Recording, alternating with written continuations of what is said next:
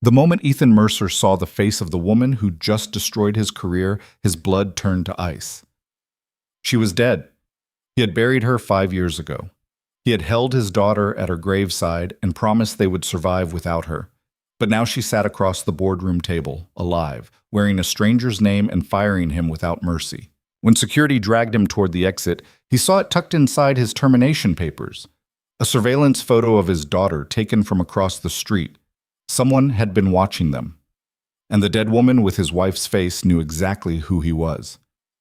If you want to know how this impossible story ends, stay with me until the very end. Hit that like button and comment with your city so I can see how far this story has traveled. The fluorescent lights in conference room B had always reminded Ethan of an autopsy table, cold, clinical, designed to make you feel small. Today, they succeeded. He sat rigid in the stiff-backed chair, his employee badge clipped to a shirt he'd ironed that morning when the world still made sense, and waited for whatever axe was about to fall. Around the table sat the usual suspects from HR and upper management, their faces wearing that particular brand of corporate sympathy that meant someone was about to get erased. Ethan had seen this dance before. 3 rounds of layoffs in 18 months, the tech industry's favorite cost-cutting waltz. He'd known his number was coming up. Projects canceled. Budgets slashed. The writing had been on the wall in red ink for weeks.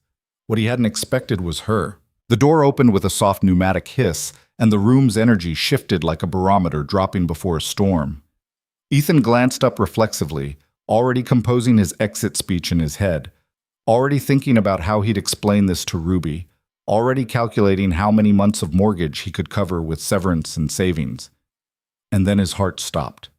Actually stopped. The woman who entered wore a charcoal suit that probably cost more than his car payment, her dark hair pulled back in a severe bun that Nora would never have tolerated. She moved with the kind of predatory confidence that came from corner offices and hostile takeovers, heels clicking against tile like a countdown timer. But her face. No, Ethan whispered. The word escaped before his brain could catch it, before reason could wrestle back control. No, that's impossible. Every head in the room turned toward him. The HR director, a tired woman named Patricia, frowned. Mr. Mercer, if you could please, that's my wife. His voice cracked on the last word. The room temperature seemed to plummet. That's Nora. What the hell is this? What kind of sick? The woman's eyes locked onto his, and Ethan felt the impact like a physical blow. Those eyes. The exact shade of amber-flecked brown that used to watch him over morning coffee. The same slight asymmetry, the left eye a fraction higher than the right. The tiny scar through her eyebrow from a childhood accident Nora had described 100 times. But where Nora's eyes had always been warm, inviting, full of mischief and life, these eyes were glacial, distant. They looked at him the way you'd look at a stain on expensive upholstery. "Security," the woman said. Her voice was Nora's voice pitched through ice water. "Remove him, now." "Wait." Ethan lurched to his feet, chair screeching against floor. 2 security guards materialized in the doorway like they'd been waiting for exactly this reaction. "Who are you? How are you?" "Nora died. I buried her. I watched them lower her into the ground. This isn't... You can't be..." "Ms. Cross," Patricia interrupted, shooting Ethan a look of pure mortification. "I'm so sorry. Mr. Mercer, you need to leave immediately or we'll have to call the police." Ms. Cross. The name didn't compute. Nothing computed. Ethan's vision tunneled, sound becoming muffled and distant, like he'd been plunged underwater. The security guards had hands on his arms now, professional and firm, already guiding him toward the door. "My name is Vivian Cross," the woman said, addressing the room but keeping those terrible, familiar, strange eyes on Ethan. "I'm the new executive vice president of operations. Mr. Mercer's termination is effective immediately. Please proceed with the paperwork." "You're not real," Ethan heard himself say. His voice sounded far away, detached. "You can't be real." Vivian Cross picked up a leather portfolio from the table and extracted a document. "Mr. Mercer's severance package and COBRA information. Make sure he signs before he leaves the building." The guards were pulling him into the hallway now. Ethan twisted in their grip, not fighting exactly, but unable to look away. One of them thrust a manila envelope into his hands. His termination papers, he realized distantly. the official documentation of his professional execution. "Sir, we need you to cooperate," the taller guard said, not unkind, but immovable. Ethan barely heard him. Through the conference room's glass wall, he watched Vivian Cross settle into the chair at the head of the table with the ease of someone who'd done this before.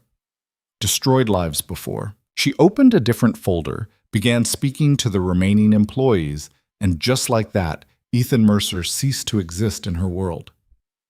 Except just before the guards turned him around the corner, Vivian glanced toward the hallway. For a fraction of a second, her expression cracked. Something passed across her face. Recognition, pain, something raw and quickly buried, before the ice mask slammed back into place. But Ethan saw it, and he knew, with the terrible certainty of someone who'd spent 8 years learning another person's every tell, every micro-expression, every unconscious gesture.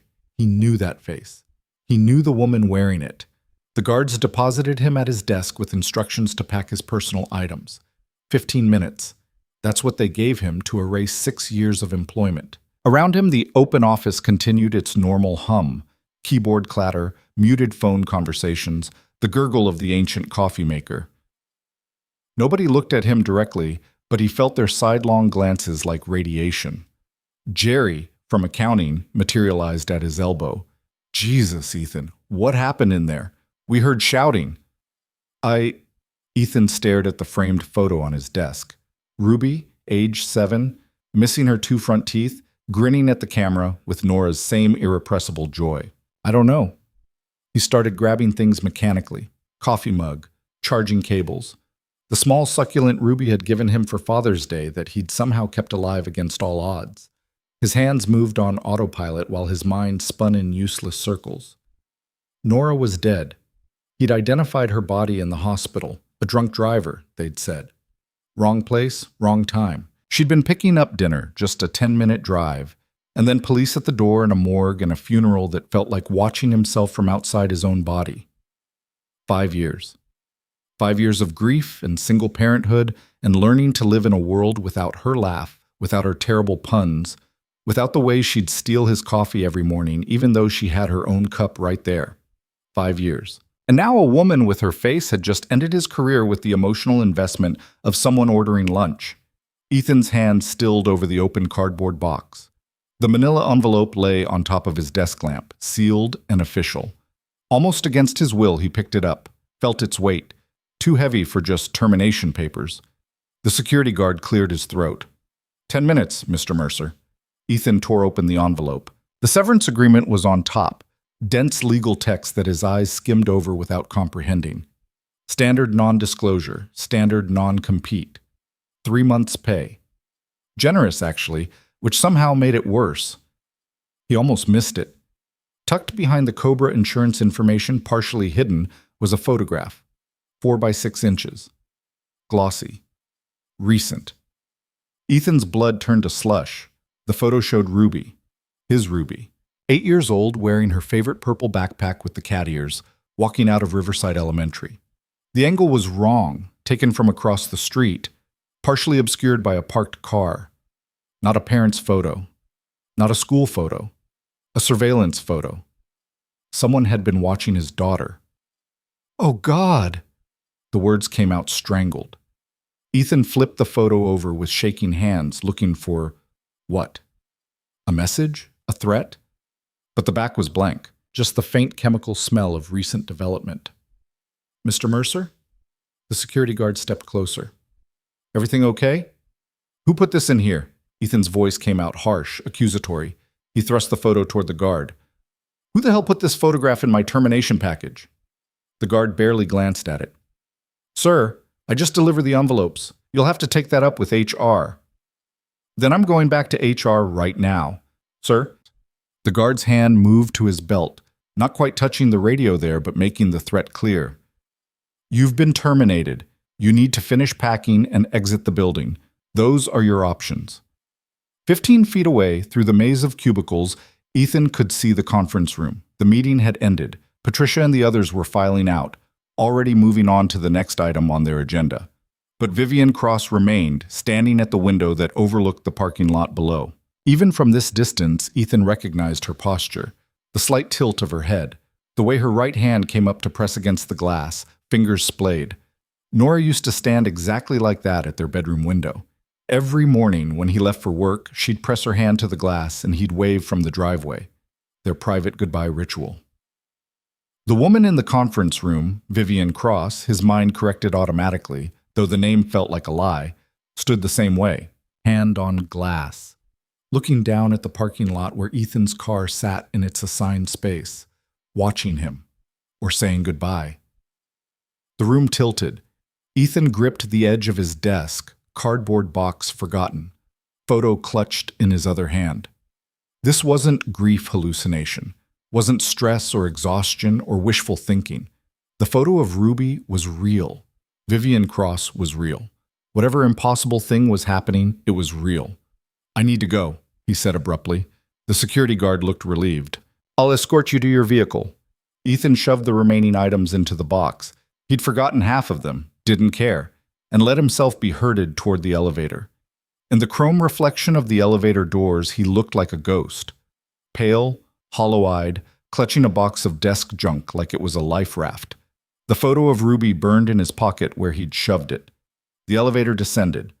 43rd floor, 37th, 22nd. The guard stood silently beside him, probably trained not to engage with terminated employees. Probably saw a dozen Ethans every month, broken people carrying boxes, trying to figure out how their lives had derailed. But none of them had seen their dead wife fire them. None of them had found surveillance photos of their children tucked into corporate paperwork. The elevator opened onto the parking garage's fluorescent gloom. Ethan's footsteps echoed too loud in the concrete space. He fumbled with his keys, nearly dropped the box, managed to unlock his sedan with the keyless remote. "You need to surrender your building access card," the guard said. "Right." Ethan set the box on the hood and unclipped his badge. Ethan Mercer, software engineer. The photo was 3 years old, taken before the gray had started creeping into his temples, before single fatherhood had carved permanent worry lines around his eyes. The guard took it without ceremony and turned to leave. "Wait." The word came out desperate. Ethan hated how it sounded, but he couldn't stop. "The woman in the meeting, Vivian Cross, how long has she been with the company?" The guard paused, clearly debating whether to answer. 2 weeks, he said finally. "Brought in from the New York office. That's all I know." 2 weeks. Ethan watched the guard disappear into the elevator. Alone in the parking garage, surrounded by expensive cars and oil stains and the distant rumble of traffic, he let himself lean against his sedan's hood and tried to breathe. 2 weeks ago, he'd had a job, a routine, the fragile stability he'd built for Ruby from the wreckage of Nora's death. Not happiness, exactly, but function, survival. 2 weeks ago, a woman with his dead wife's face had walked into his company's New York headquarters and begun making plans that would somehow put her in position to destroy his life. Why? The question circled his brain like a shark. If this was Nora, but it couldn't be Nora because Nora was dead, he'd seen her body. Then why this? Why the corporate assassination? Why the surveillance photo of Ruby? What did she want? Ethan pulled out his phone and opened Google with hands that still shook, typed Vivian Cross. The results that loaded made his stomach drop. LinkedIn profile recently updated. Education from Columbia. MBA from Wharton. 20 years in tech management, climbing through companies Ethan recognized. Everything documented, professional, normal. Except, he clicked through to her biography. Scrolled down. Education section listed high school as St. Catherine's Academy, class of 2004. Ethan did the math. If she'd graduated high school in 2004, that made her 40 years old. The same age Nora would have been. His finger hovered over her profile photo. Professional headshot, probably taken for the LinkedIn page. The same severe bun. The same Ice Queen expression. The same face Ethan had kissed goodnight 1,000 times. He zoomed in on the photo until the pixels started breaking apart, searching for, what? Proof of forgery? Evidence of plastic surgery? Some rational explanation for the impossible? But the longer he stared, the more details he noticed. The tiny mole just below her left ear, the faint chickenpox scar on her forehead that Nora used to cover with concealer. The exact curve of her Cupid's bow. Not similar. Identical. A car alarm went off 3 rows over, making Ethan jump. He shoved the phone back in his pocket and looked up at the building towering above him. Somewhere up there, on the 43rd floor, Vivian Cross was probably already in her next meeting, already moving on. But Ethan had seen her hand on the glass. He'd seen the crack in her mask, and he had a photo of his daughter taken by someone who knew exactly where to find her. The drive home happened in a dissociative blur. Ethan couldn't have said which streets he took, which lights he stopped at. His hands knew the route. Muscle memory carried him from the parking garage to the tree-lined street where he and Nora had bought their house 9 years ago, back when the neighborhood was up and coming, and they were young enough to believe in projects. The Craftsman bungalow needed paint. The porch sagged slightly on the left side. But Ruby loved the big backyard, and Nora had loved the kitchen's morning light, and Ethan had loved making her happy. Now he pulled into the driveway and sat in the silent car, staring at the house that was supposed to be there forever. His phone buzzed. Text from Linda, his neighbor and Ruby's after-school babysitter. "Ruby home safe, made snacks, see you at 5. Ethan glanced at the dashboard clock. 2:47 p.m. He had 2 hours before Ruby got home from Linda's house. 2 hours to figure out what the hell he was going to tell his daughter about why Daddy was home early with a box of desk supplies and a photo of her taken by strangers. Inside, the house was exactly as he'd left it that morning. Ruby's cereal bowl still in the sink, his coffee mug on the counter, half full and cold. The normalcy of it felt obscene. Ethan set the box on the dining table and pulled out the photo of Ruby again. In the daylight streaming through the kitchen window, he could see more details. The timestamp in the corner, 3 days ago. The angle suggested the photographer had been sitting in a car, probably the silver sedan visible in the frame's edge. 3 days ago, someone had followed his daughter from school, and then that same someone, or someone working with them, had made sure the photo ended up in Ethan's termination package. This was a message. "We can reach your daughter." The implication turned his blood to ice water. Ethan grabbed his laptop and brought up the company directory, fingers flying over the keys. If Vivian Cross had only been with the company for 2 weeks, there had to be a trail. Announcements, press releases, some record of her arrival. He found it in the internal newsletter from 12 days ago. DataSync Solutions is pleased to announce the appointment of Vivian Cross as Executive Vice President of Operations. Ms. Cross brings over 2 decades of experience in operational excellence and strategic transformation. She will be based in our Portland headquarters, effective immediately. Portland headquarters. Not New York, not remote. She'd specifically requested placement in Portland, in Ethan's building, where she could engineer a reason to be in the same room with him, where she could fire him personally. Ethan pulled up every scrap of public information he could find on Vivian Cross. News articles about corporate turnarounds, a speech she'd given at a tech conference, a brief mention in a business school case study. But nothing personal. No social media presence beyond the bare bones LinkedIn. No Instagram full of brunch photos and vacation snapshots. No Facebook timeline chronicling a life. It was like she'd been designed in a laboratory specifically to be a corporate executive and nothing else. Except, Ethan navigated back to the LinkedIn education section. Street, Catherine's Academy. He opened a new tab and searched for the school. The website that loaded showed a prestigious boarding school in upstate New York, old stone buildings and manicured lawns, the kind of place that cost more per year than most people's cars. He found the alumni section and searched for Vivian Cross, class of 2004. Nothing. He tried variations. Vivian C.V. Cross. Cross V. Still nothing. Ethan sat back, staring at the screen, the first crack in this perfect corporate facade. If Vivian Cross had graduated from St. Catherine's Academy, the school had no record of her. His phone buzzed again. Another text from Linda. "Ruby asking if you can pick her up early, says she has something to show you." The normality of it, his daughter wanting to share something with him, Linda facilitating their small daily routines, felt like a lifeline. Ethan typed back, "Be there in 20. He closed the laptop and stood, intending to splash water on his face and pull himself together before facing Ruby. But his reflection in the darkened computer screen stopped him. He looked haunted, looked like a man who'd seen a ghost. Because he had. Ethan's gaze drifted to the mantel above the fireplace, where a row of framed photos chronicled the life he'd built with Nora. Their wedding day, both of them laughing at something off camera. Ruby as a newborn, impossibly tiny in Nora's arms. A vacation to the coast, all three of them wind-blown and sandy and grinning. And the last photo, the one Ethan couldn't quite bring himself to look at most days. Nora alone, taken maybe 2 months before she died. She was in the garden, hands dirty from planting tomatoes, looking over her shoulder at the camera with that expression she got when she was truly happy. Unguarded, radiant. Ethan had taken that photo, had captured that moment, had promised himself he'd remember her exactly like that, alive, present, his. He walked to the mantel and picked up the frame with hands that had steadied, just slightly. Looked at Nora's face. Really looked, comparing it to the memory of the woman in the conference room. The bone structure was identical. The eyes, the nose, the shape of her smile.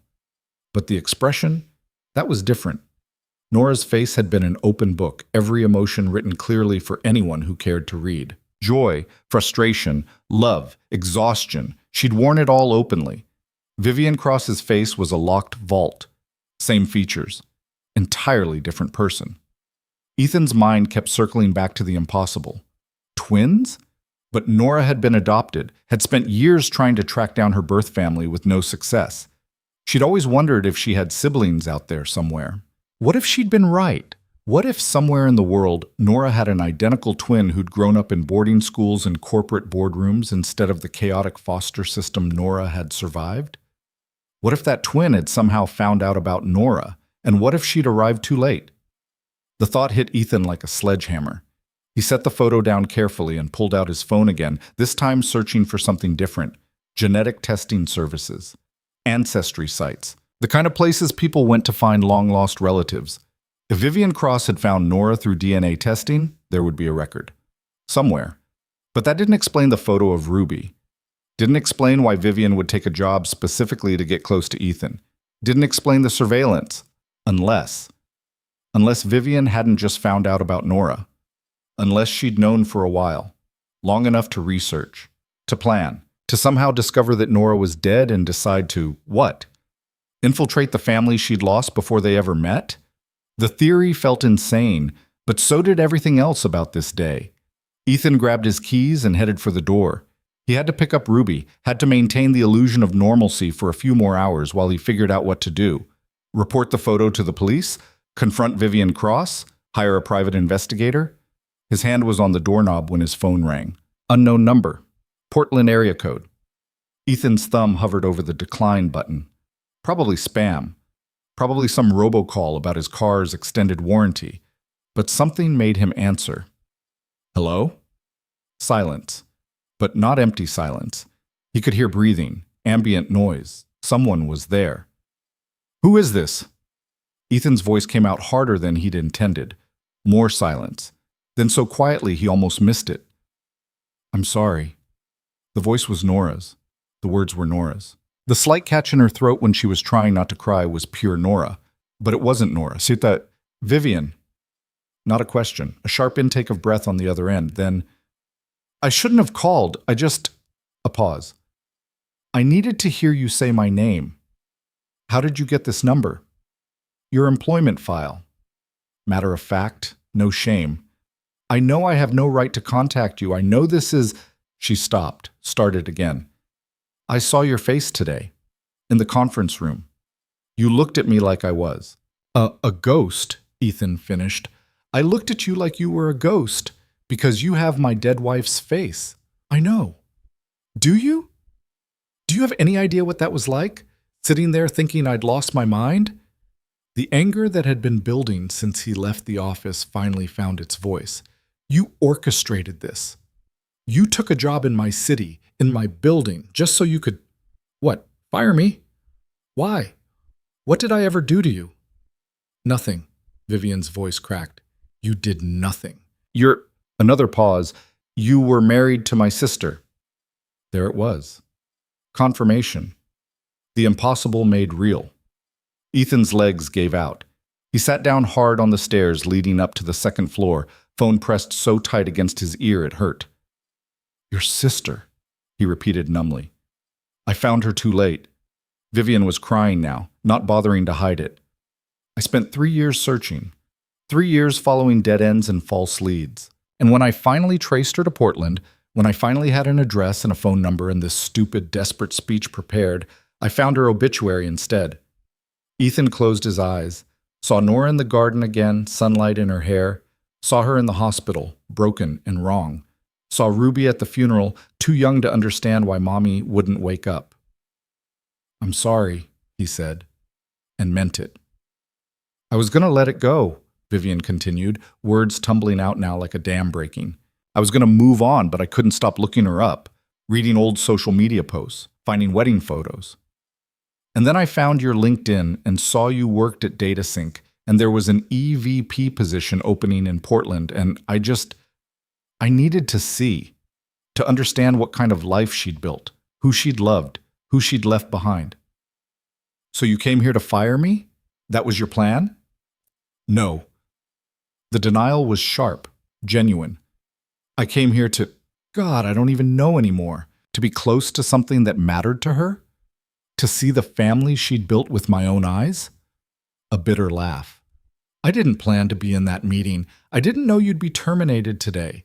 My assistant just handed me a file and said I needed to deliver it personally, and I walked in and saw your name, and she stopped. Ethan could hear her struggling for control. And I couldn't do it, she finished quietly.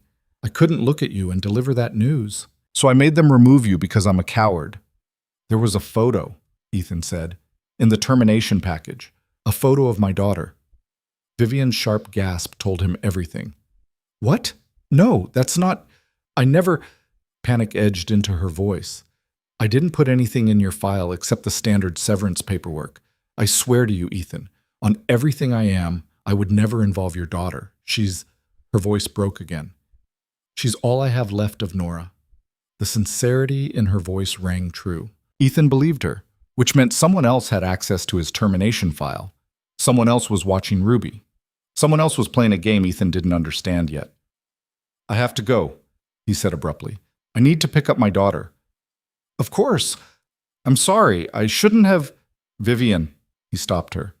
If you really are Nora's sister, if this isn't some elaborate con, I need to know. I need proof. Because right now I have a photo of my child taken by God knows who, and I don't know who to trust. Silence. Then, I have her wedding ring. Ethan's world tilted. What? Nora's wedding ring. It was supposed to be buried with her, but Vivian's voice was barely a whisper now. The funeral home sent it to you, didn't they? Along with her other effects? They had. Ethan kept it in a small box in his nightstand, hadn't been able to bring himself to get rid of it, hadn't been able to look at it either. How could you possibly know that? He asked. Because I have the matching one. Our birth mother's ring. Nora and I were supposed to each get half of a set. A shaky breath. I didn't know she'd used hers as her wedding band until I saw the photos online. She engraved the inside, didn't she? With your anniversary? Ethan's hand was already moving, climbing the stairs to his bedroom, yanking open the nightstand drawer. The small velvet box sat beneath a tangle of charging cables and old receipts. He opened it with trembling fingers. The ring glinted in the afternoon light. Simple gold band. And there, on the inside, barely visible, June 3rd, forever starts today. Their anniversary, engraved in Nora's looping handwriting. Do you see it? Vivian asked quietly. Yes. I have the matching band. It says forever starts today on mine too. Our mother had them made that way. 2 halves of the same promise. Ethan stared at the ring, at the tangible proof that Vivian Cross wasn't lying, that Nora really had a twin sister, that the impossible was, somehow, terribly real. I need to see you, he said. Not at the office, somewhere public.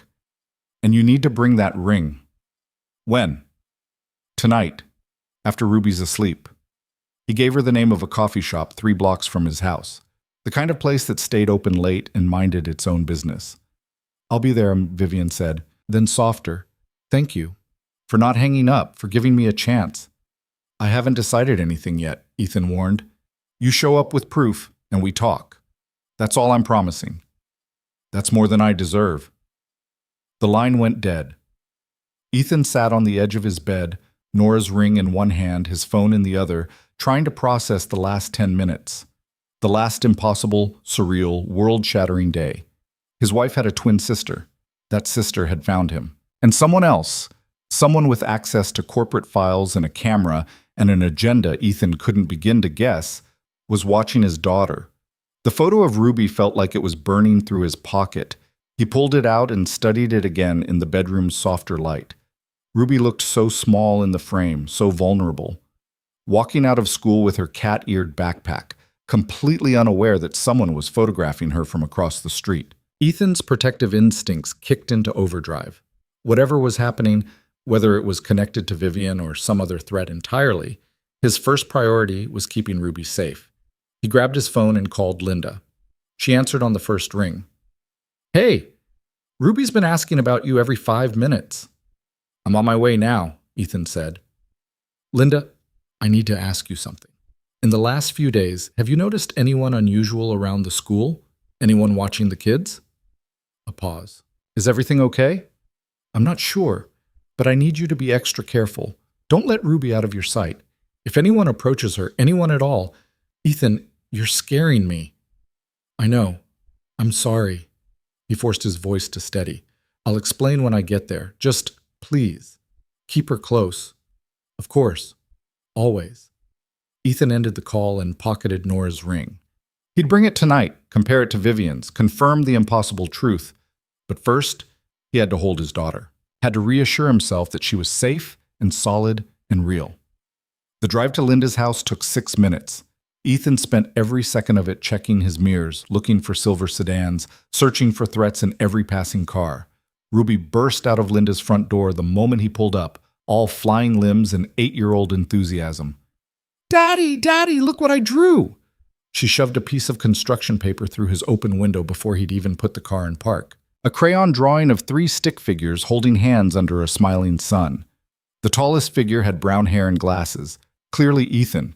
The smallest had purple streaks in her hair and cat ears, Ruby's signature style. And the middle figure, nearly as tall as Ethan, had dark hair and a simple smile. "Who's this?" Ethan asked, pointing to the middle figure even though something in his chest had already clenched tight. "That's the lady from my dream," Ruby said matter-of-factly. "She looks like Mommy but different. She said she's coming to visit us soon." The world stopped. "When did you have this dream, baby?" "Last night. She was nice. She said Mommy sent her to check on us." Ruby climbed into the passenger seat, still chattering. "Can we get ice cream? Linda said maybe if you said yes." But Ethan barely heard her. He was staring at the drawing, at the figure that looked like Nora but different, at proof that whatever was happening had already reached his daughter, and it was only just beginning. Ethan's hands gripped the steering wheel so tight his knuckles went white. Ruby's crayon drawing lay on the dashboard between them, the 3 stick figures seeming to mock him with their simple happiness. The middle figure, the woman who looked like Mommy but different, stared up at him with her circular crayon face. "Daddy, you're not listening." Ruby's voice pulled him back. "I said, can we get ice cream?" He forced his eyes to the road, forced his voice to sound normal. "Maybe tomorrow, sweetheart. We need to get home for dinner." "But it's only 4 o'clock. Early dinner then?" He could feel her studying him with that unnerving perception kids had, the ability to smell fear and confusion on adults like bloodhounds. "Are you okay?" she asked quietly. "I'm fine, baby. Just tired. Long day at work." The lie tasted bitter. Nothing about today had been normal or fine. And now his daughter was drawing pictures of a woman she'd supposedly seen in a dream. A woman who looked like her dead mother.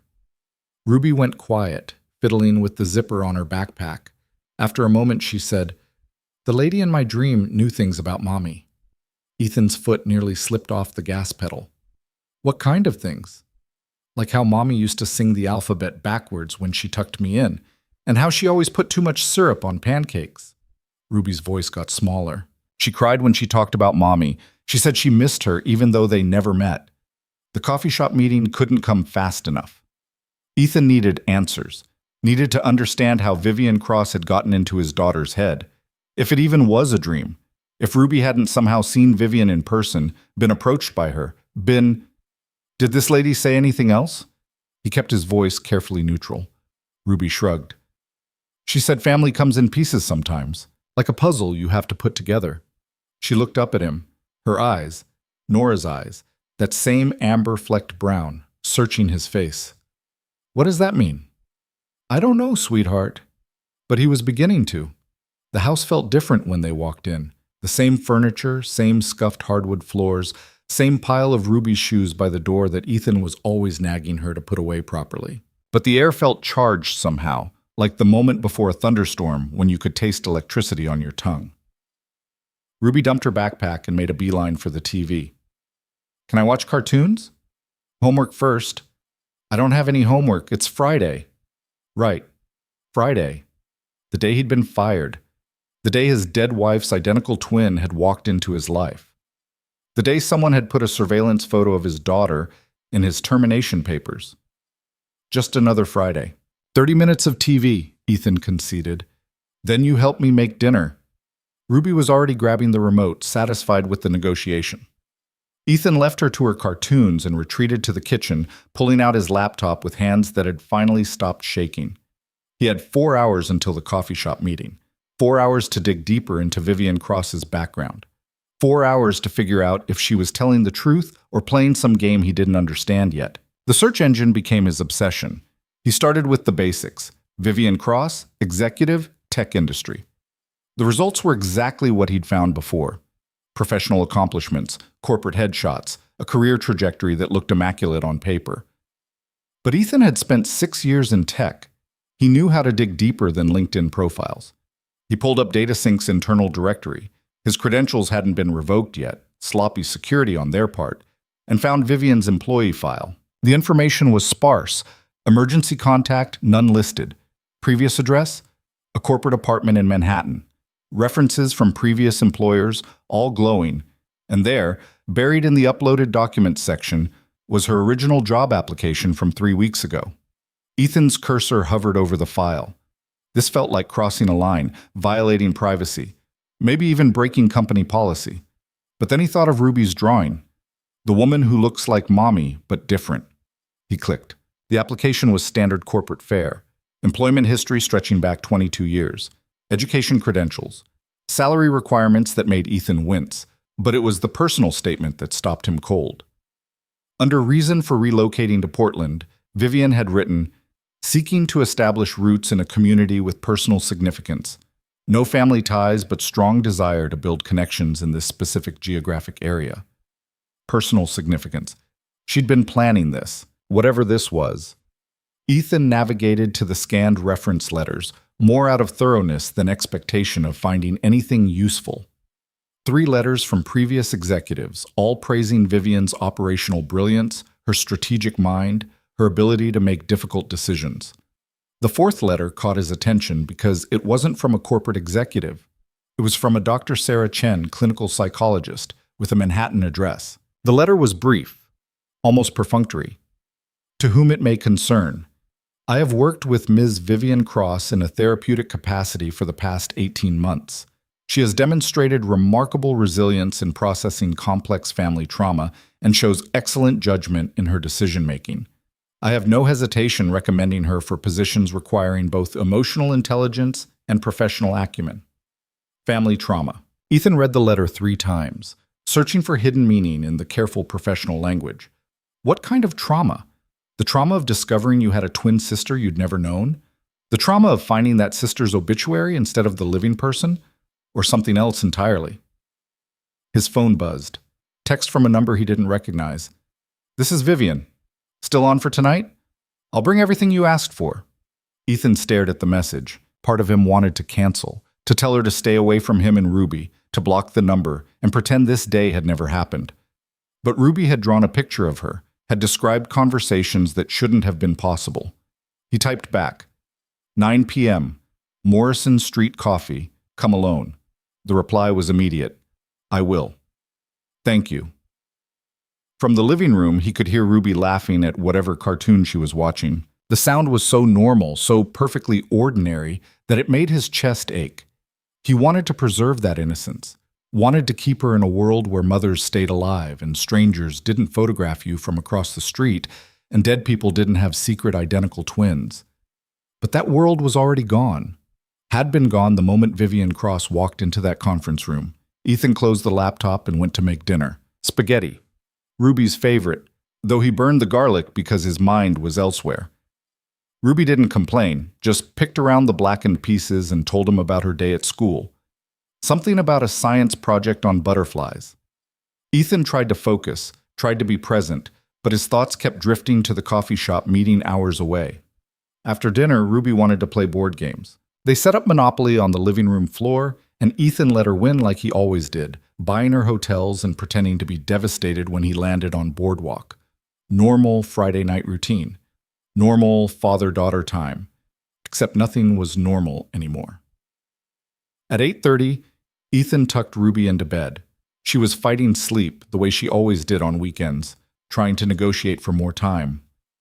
5 more minutes of reading? She pleaded. It's already past your bedtime. But it's Friday. No school tomorrow. Ethan sat on the edge of her bed, brushing hair back from her forehead the way Nora used to.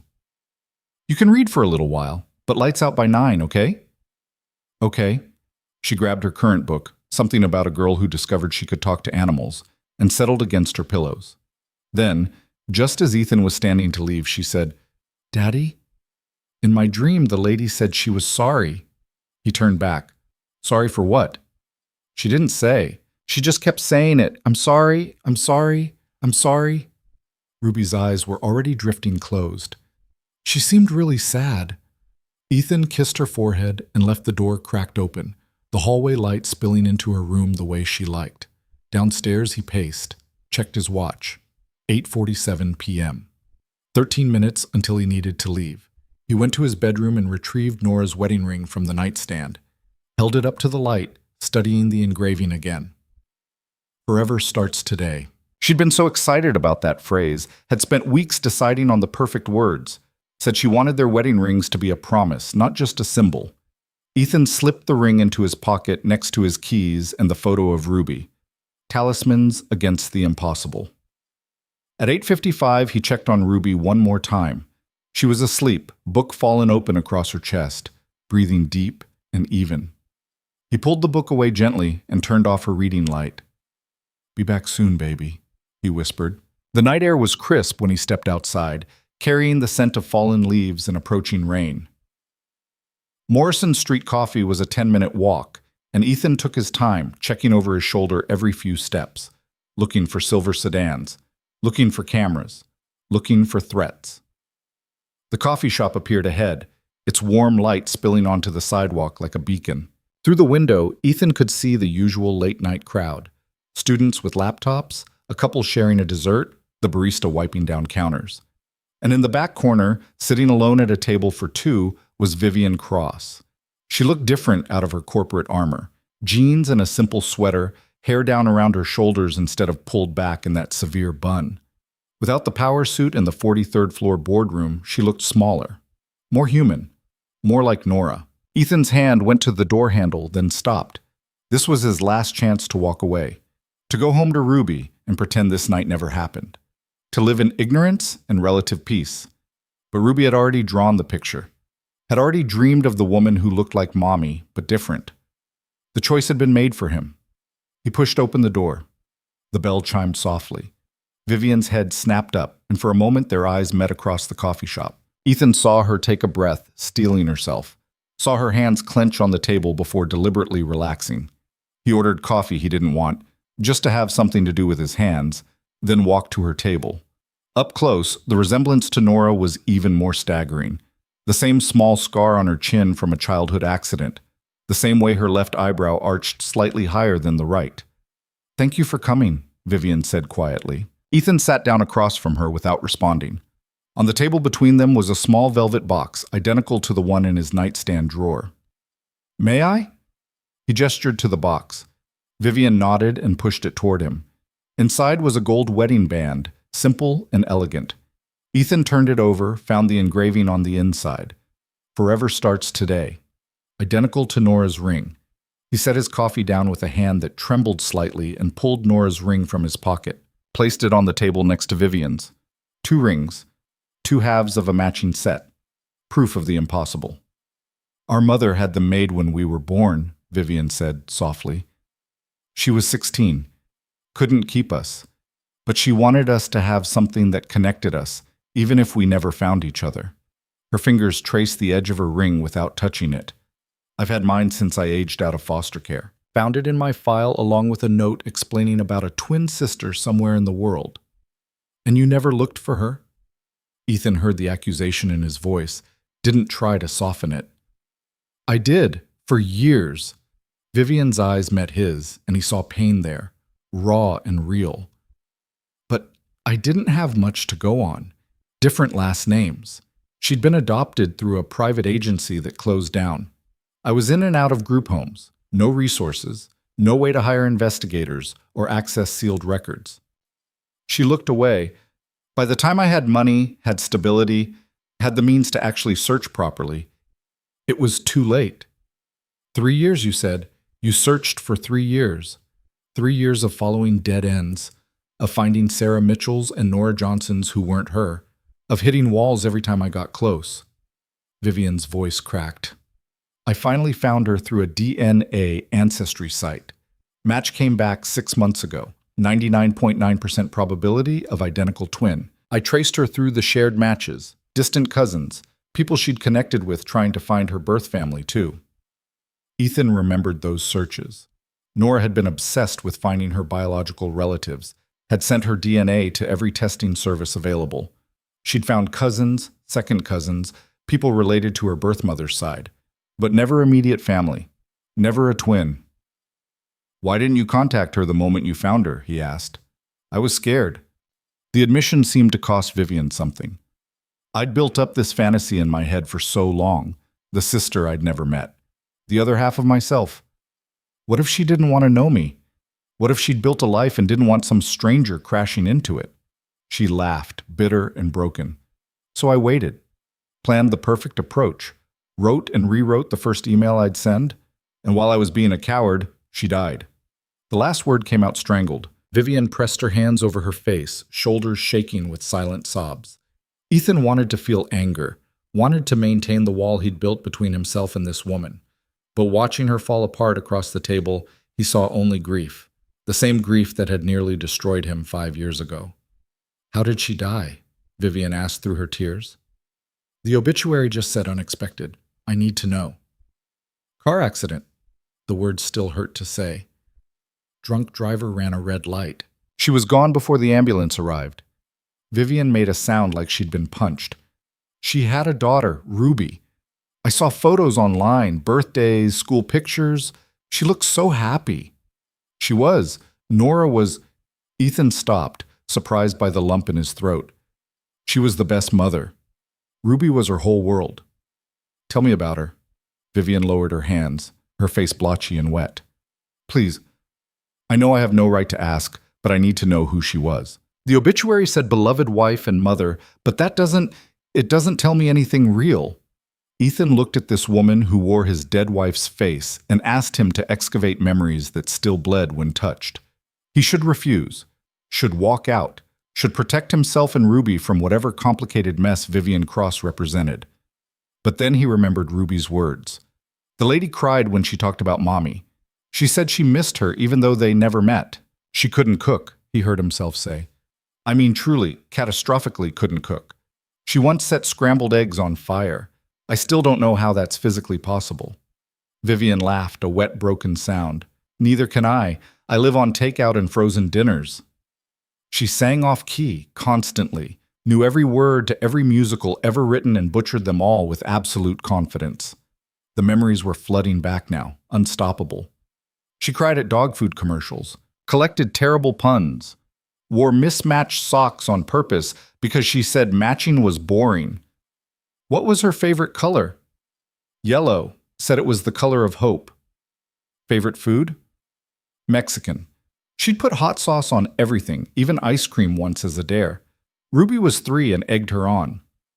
They talked for an hour, Vivian asking questions, Ethan answering them, the barrier between them slowly dissolving. She wanted to know everything. Nora's job as a graphic designer, her terrible singing, her obsession with adopting every stray cat in the neighborhood.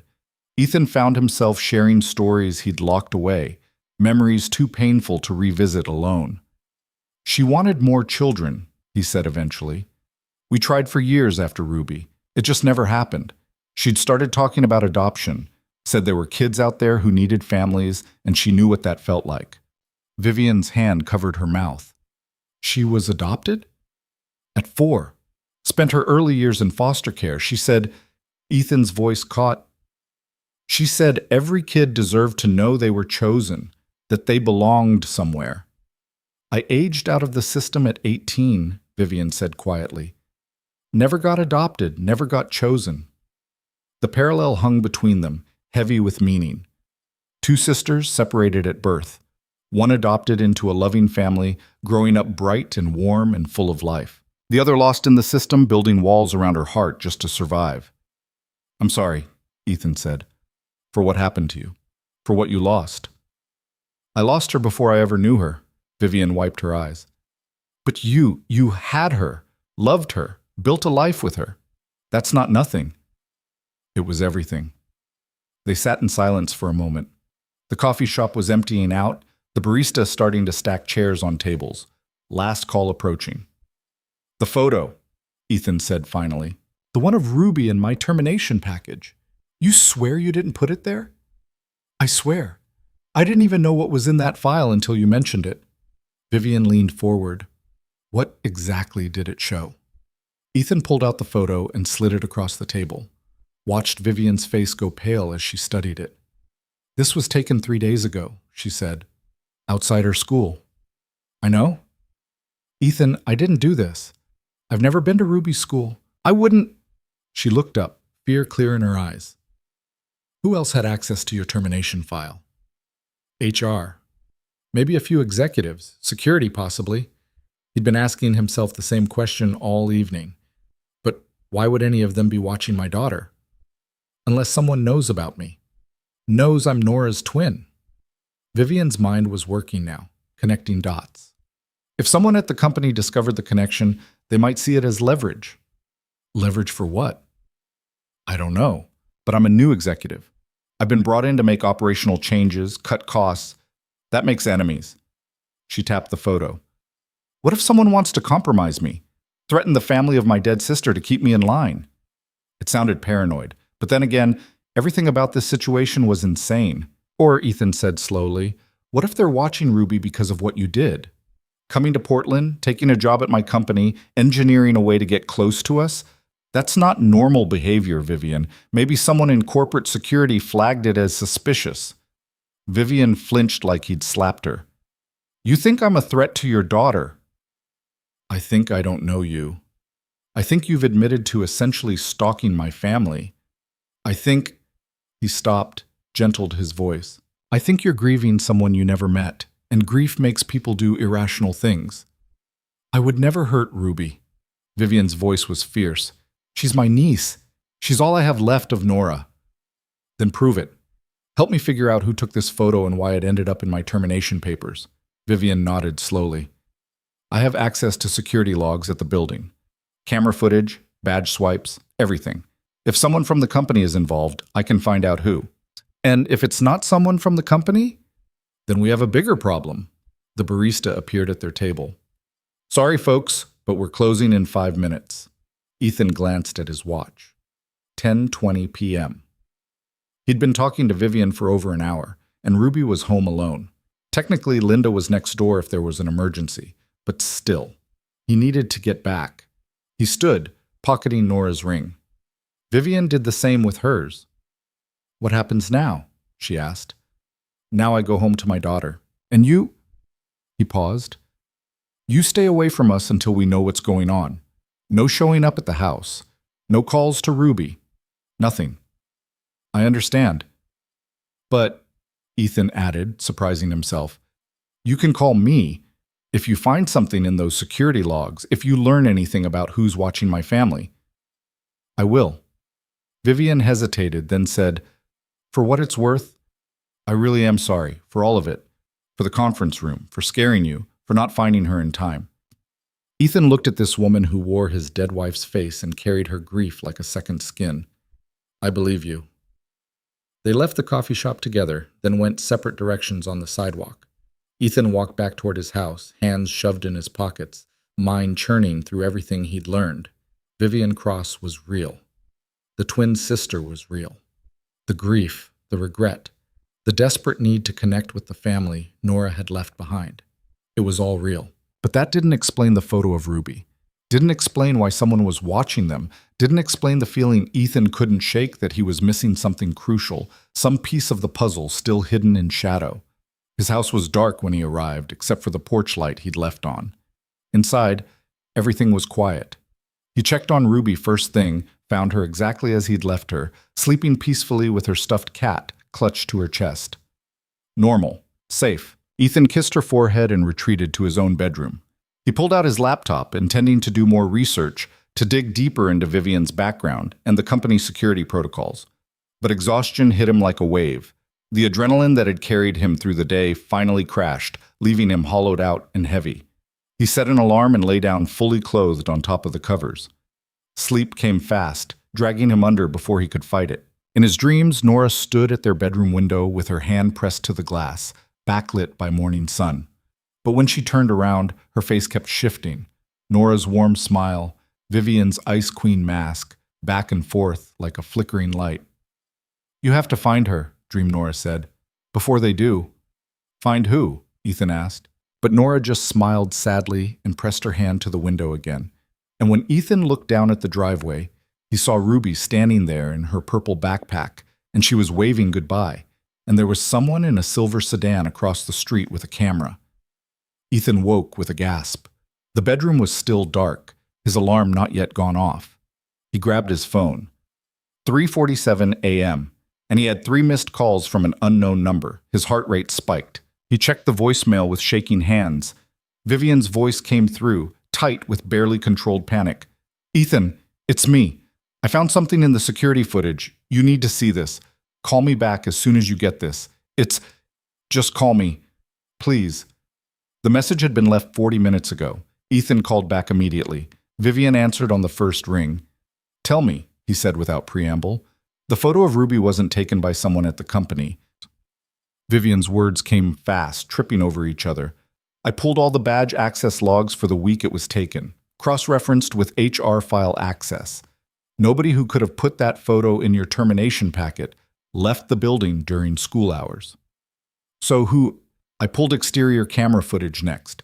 The loading dock cameras cover the street that leads to Riverside Elementary." A pause. "Ethan, there's a silver sedan that passes by every day at 3:15 p.m., right when school lets out. Same car, same time for the past 2 weeks. The same time Ruby walked out those doors with her cat-eared backpack. Did you get a license plate?" "Better, I got a face." Vivian's voice dropped. "The driver gets out once 2 weeks ago. Stands on the sidewalk for a few minutes, watching the building. Security camera caught her profile." "Her." "Send me the footage," Ethan demanded. "Already did. Check your email." Ethan put the call on speaker and opened his email app. There it was, video file from Vivian, sent at 3:23 a.m. He downloaded it and hit play.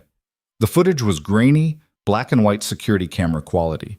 It showed the street outside DataSync's building, timestamp in the corner reading 2 weeks ago.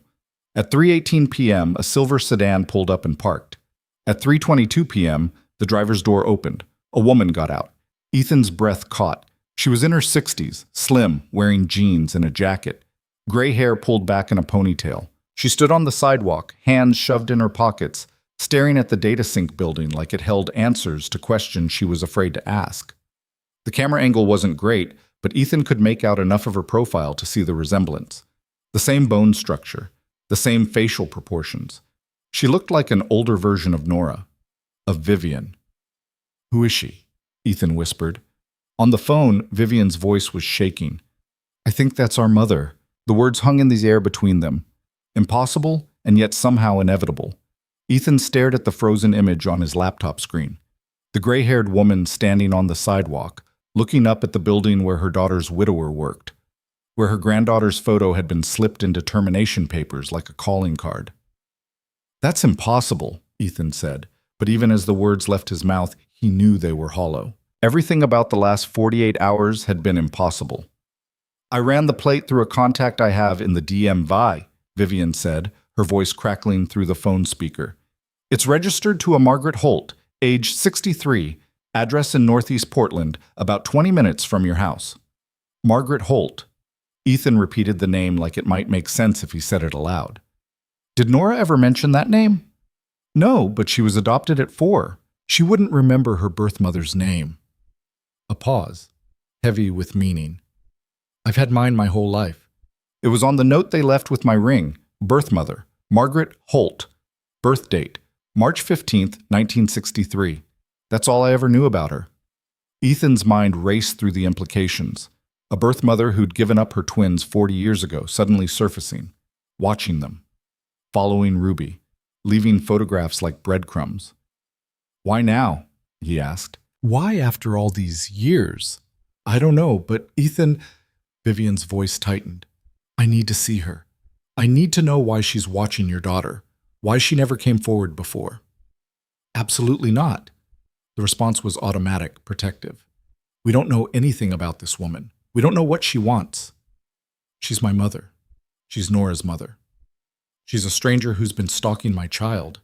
Ethan stood up, pacing his bedroom in the pre-dawn darkness. For all we know, she could be dangerous, unstable. We need to call the police. And tell them what? That a woman parked near your office building? That she might have put a photo in your termination papers that no one can prove she had access to? Vivian's logic was sound, and Ethan hated her for it. The police won't do anything without proof of an actual threat. She photographed Ruby. We think she did. We don't have proof. Ethan wanted to argue, but she was right. A grainy security video of a woman getting out of a car wasn't evidence of anything except existing in public space. And the photo itself, tucked into his termination papers by unknown hands, had no fingerprints, no chain of custody, nothing that would make a police report anything more than paranoid speculation. So what do you suggest? He asked, hearing the defeat in his own voice. Let me go to her, alone. I'll find out what she wants, why she's here, if she's a threat to Ruby. Vivian took a breath. I've waited my whole life to meet my mother. If she's dangerous, if she's unstable, I need to know. Before she gets any closer to your family. Our family, Ethan thought, but didn't correct her. Because Ruby wasn't Vivian's family, not really. They'd never met. Ruby didn't even know she existed except as a figure in a dream. But the drawing on his dashboard suggested otherwise. The woman who looks like Mommy, but different. If you're going to do this, Ethan said slowly, I'm coming with you. Ethan, non-negotiable. You want to confront our possible stalker? Fine. But you don't do it alone, and you don't do it without someone who has a stake in keeping Ruby safe. Silence on the other end. Then, okay, but we wait until daylight. Show up at someone's door at 4 in the morning, we're liable to get shot. 7 a.m., Ethan agreed. I'll get Ruby to Linda's house, tell her I have a job interview. Meet me at the address. I'll text you the exact location. Vivian paused. Thank you for trusting me enough to do this together. I don't trust you, Ethan said honestly. But I trust that we both want the same thing, to keep Ruby safe and find out what the hell is going on. That's fair? They ended the call. Ethan sat in the darkness of his bedroom, watching the minutes tick by on his phone screen. 4:03 a.m.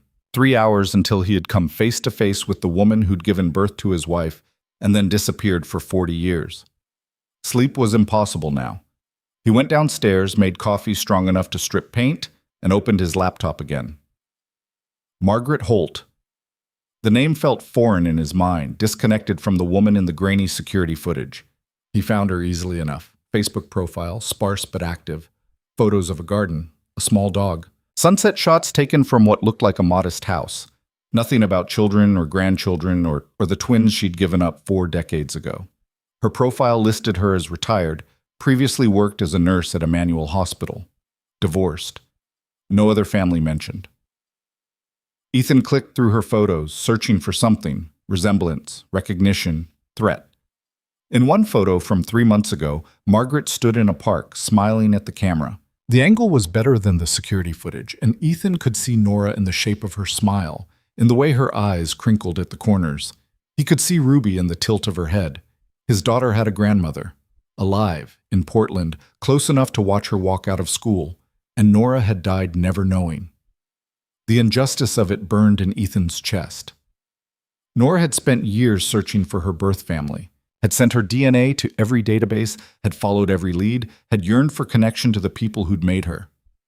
And all that time, Margaret Holt had been right here in Portland, living her quiet life, watching from a distance.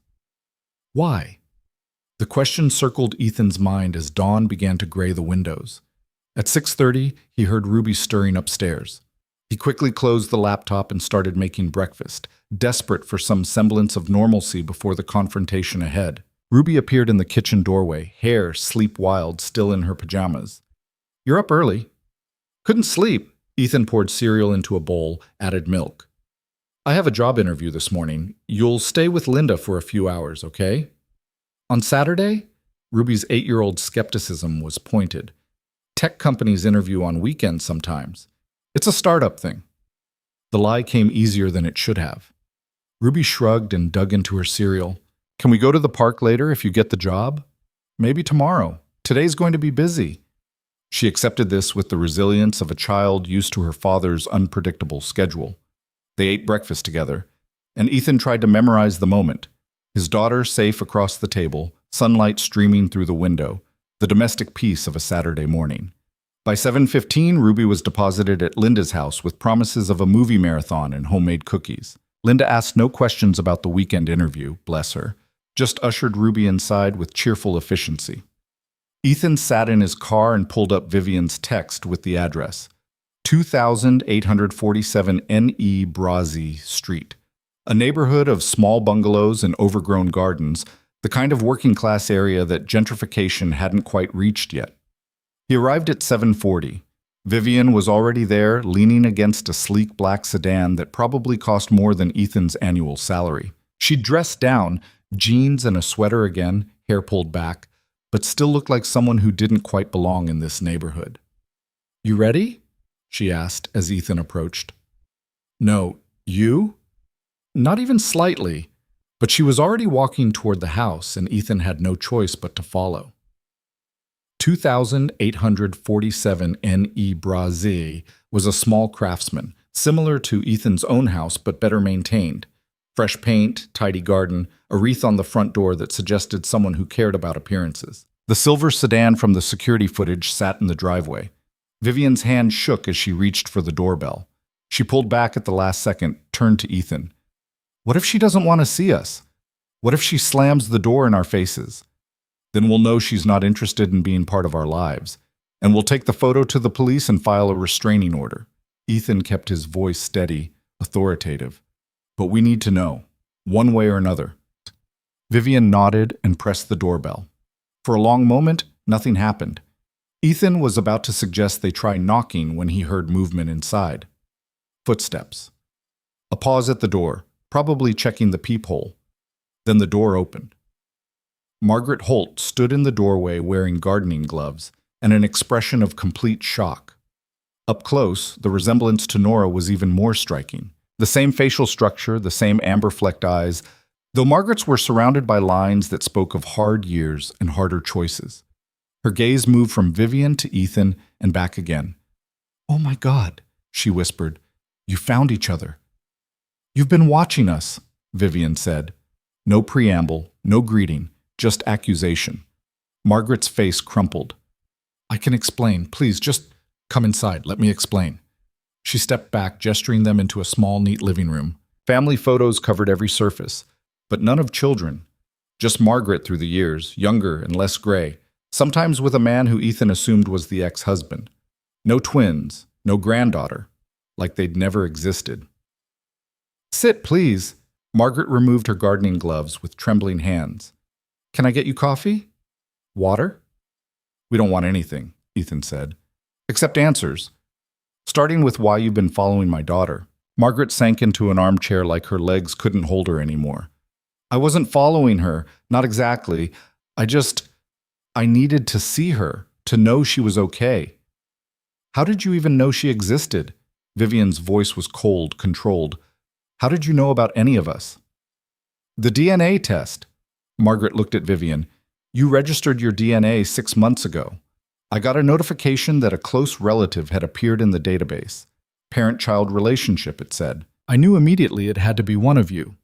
So you found me, Vivian said flatly. I found your profile, saw your photo, and I knew. You have your father's eyes, but my bone structure, my hair. Margaret's voice broke. I started searching for your sister too, found her obituary instead. The word obituary hung in the air like a physical thing. Ethan watched Margaret's face contort with grief that looked genuine, looked devastating. I had 2 daughters, Margaret continued, tears streaming now. And I gave them both away because I was 16 and alone and terrified. I told myself they'd have better lives, that they'd be loved and safe, and I'd done the right thing. She looked at Vivian. And then I found out one of them was dead, that I'd never get to meet her, never get to tell her I was sorry. So you decided to stalk her family instead? Ethan's anger was sharp, cutting. To photograph her daughter without permission?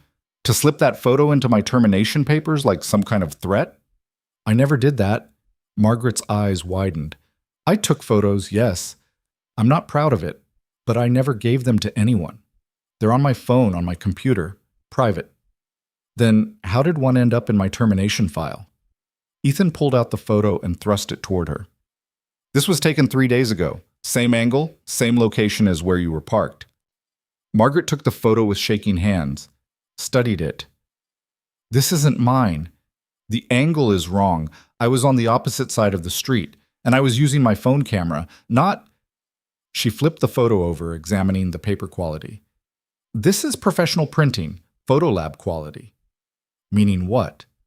Meaning someone else was watching your daughter too. Margaret's face had gone pale. Someone who knew I'd been there, who maybe saw me and decided to, I don't know, use it somehow. Vivian leaned forward. Who else knows you found us? Did you tell anyone? No one. I've been divorced for 8 years. My ex and I barely speak. I don't have close friends. I keep to myself. Margaret set the photo down like it burned her fingers. After I found Nora's obituary and traced her to Ethan and Ruby, I didn't know what to do. I wanted to reach out, but what would I say? Hi, I'm the birth mother who abandoned your wife. Can I meet your daughter? It seemed cruel. So instead you just watched us from a distance, Ethan said. I know how it sounds. I know it was wrong. Margaret looked at him directly for the first time. But I'd already lost one daughter. The thought of reaching out to you and being rejected, of losing access to the only grandchild I'll ever have, I couldn't risk it. She's not your grandchild, Ethan said, harder than he meant to. You gave up that right 40 years ago. The words landed like a slap. Margaret flinched but didn't argue. Vivian stood abruptly and walked to the mantel, studying the photos there. You've had a whole life. Job, marriage, house. You clearly had the means to find us earlier if you'd wanted to. Why wait until now? Because I was ashamed. Margaret's voice was barely audible. I was 16 when I got pregnant. The father was 17. Took off the moment I told him. My parents kicked me out. I spent my pregnancy in a group home, gave birth alone, held you both for exactly 5 minutes before they took you away. She stood and walked to a drawer, pulled out a faded photograph. 2 tiny infants, wrapped in hospital blankets, lying side by side. A handwritten note in the corner. Baby A and Baby B, March 15th, 1984. That's the only photo I have of you together, Margaret said. They asked if I wanted to name you before the adoption. I said no. Thought it would hurt less if you stayed Baby A and Baby B, but it didn't hurt less. It hurt every single day.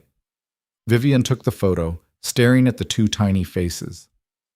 Which one am I? Baby A, you were born first 3 minutes before your sister. Margaret's fingers traced the edge of the photo without touching it. You screamed the moment you entered the world. She came out quiet, just looking around like she was taking everything in.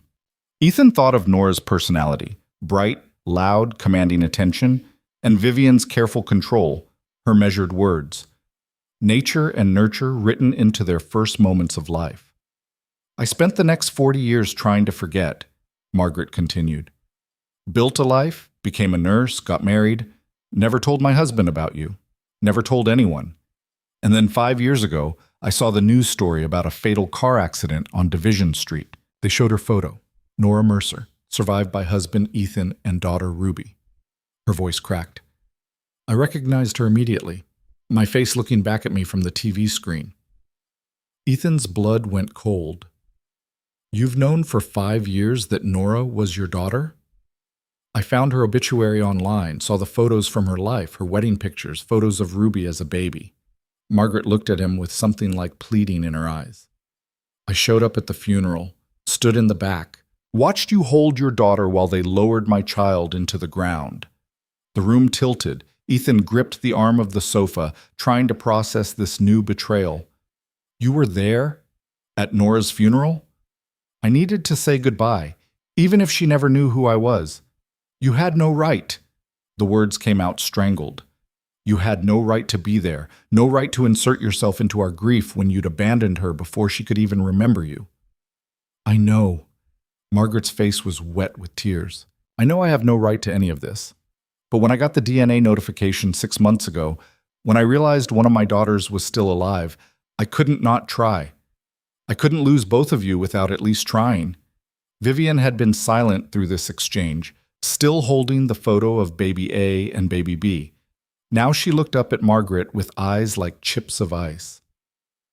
You had 5 years to reach out, 5 years to tell Ethan about me, to help him find me, to give us the chance to know each other while we could still grieve Nora together. But you stayed silent. I was afraid. You were selfish. Vivian's voice cut like a blade. You wanted to control the narrative, wanted to watch from a distance and pretend you were somehow involved without risking actual rejection. And now my sister is dead, and I'll never meet her. And there's a photo of her daughter being used as leverage by someone we can't identify. She threw the baby photo back at Margaret. It fluttered to the floor between them. We're leaving, Vivian said to Ethan. This was a mistake. But Ethan wasn't ready to leave yet. Something was nagging at him, some detail that didn't fit. You said you never told anyone about the twins, but someone knew to connect you to us. Someone knew about the surveillance. I don't know who that could be, Margaret started. The DNA database. Ethan's mind was racing now. You said you got a notification when Vivian registered, but those databases aren't private. Law enforcement can access them. Journalists, hackers. Margaret's face paled further. I got an email 2 weeks ago from someone claiming to be a genealogy researcher. They said they were helping people find birth families, and had I considered reaching out to my DNA matches, I deleted it, thought it was spam. Do you still have it? Vivian demanded. Margaret hurried to a laptop on the kitchen counter. Her hands shook as she pulled up her email, scrolling through deleted items. Here, from an address called familytreeresearch@gmail.com. Ethan leaned over her shoulder to read. The email was professional-looking, friendly. It referenced Margaret's DNA matches and gently suggested that life was too short to leave family connections unexplored. It included links to resources about reunion, about healing old wounds, and at the bottom, almost as an afterthought, if you need help locating your matches, we offer private investigation services. Reasonable rates, complete discretion.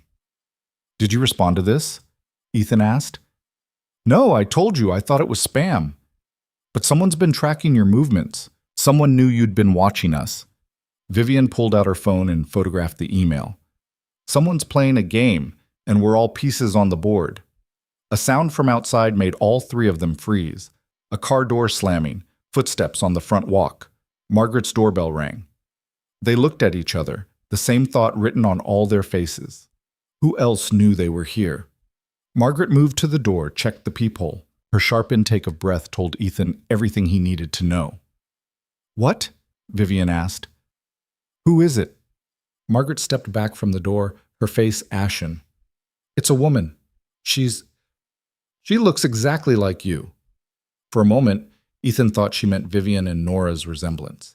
Then his brain caught up. A woman who looked exactly like Vivian, which meant a woman who looked exactly like Nora, which was impossible because there were only 2 twins and one was dead. Unless there weren't only 2.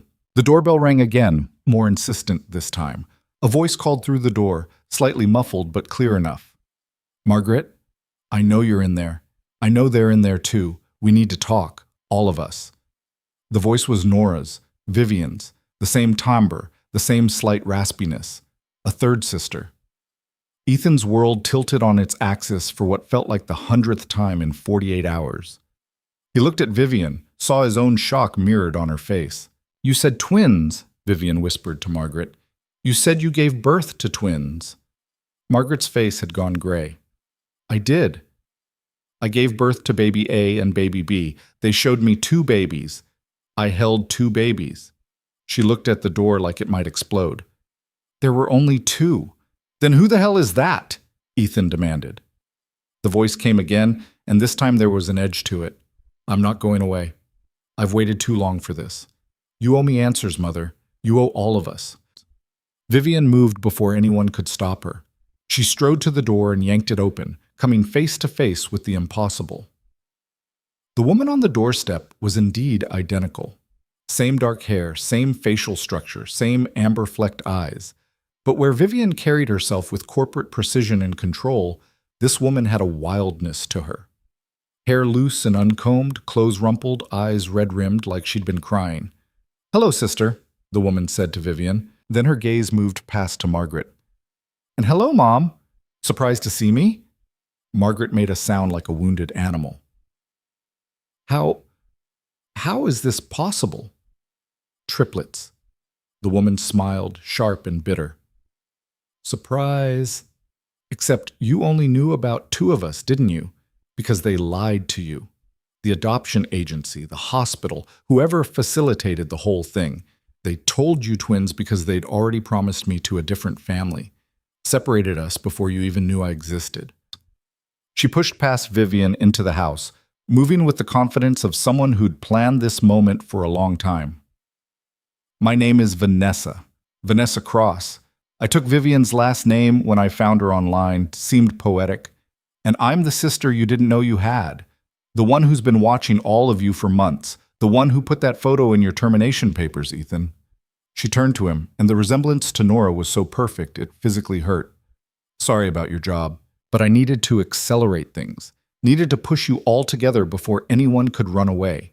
Before you could all stay safely separate and never deal with the truth." "What truth?" Ethan managed to ask. Vanessa's smile turned predatory. "That our mother didn't give us up because she was young and scared. She gave us up because she was paid to, because someone wanted 3 identical baby girls for reasons we're only beginning to understand." She looked at Margaret. "Isn't that right, Mom? Want to tell them how much we were worth? How much you got for selling your children?"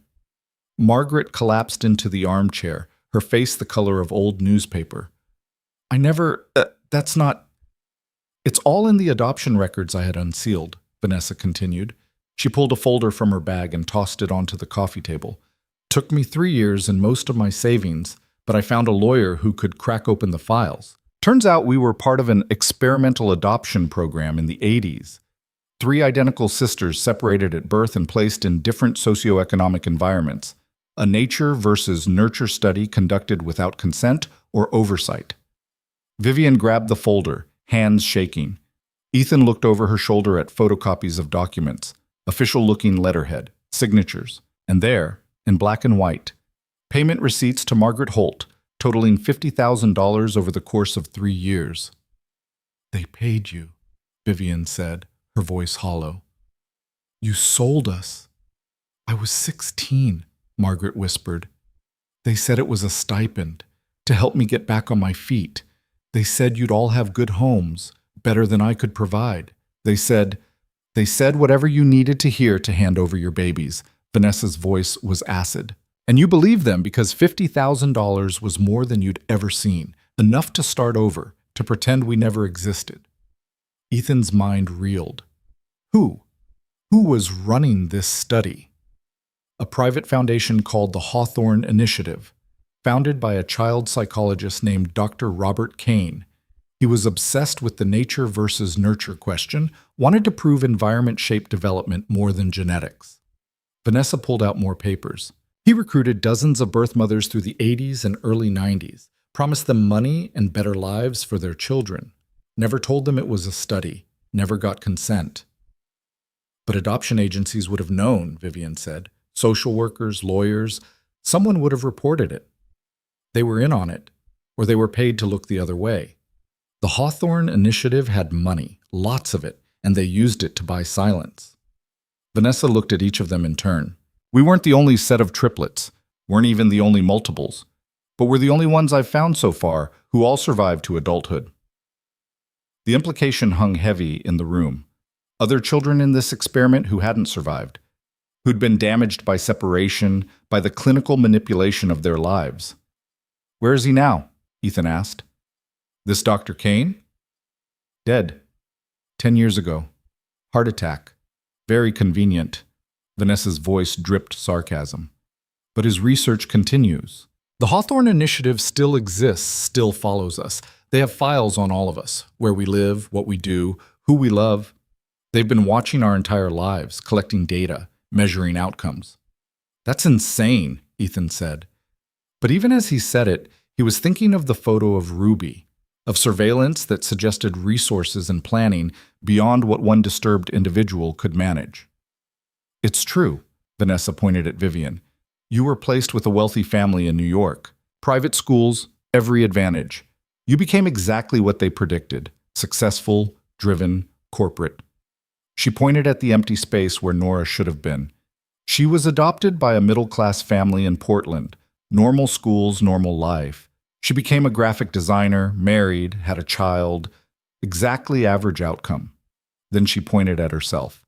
And I was placed in poverty. Foster care, group homes, just like you, Vivian. Except worse. They wanted to see what happened to the triplet who got nothing. I became their cautionary tale. You're lying, Vivian said, but her voice lacked conviction. Am I? Check the documents. Check the placement records. We were deliberately separated into 3 economic tiers to test developmental outcomes. And when Nora died 5 years ago, they lost a third of their data set. That's when they started watching more closely. When they sent Margaret that genealogy email to see if she'd lead them to the rest of us. Ethan felt sick. Ruby.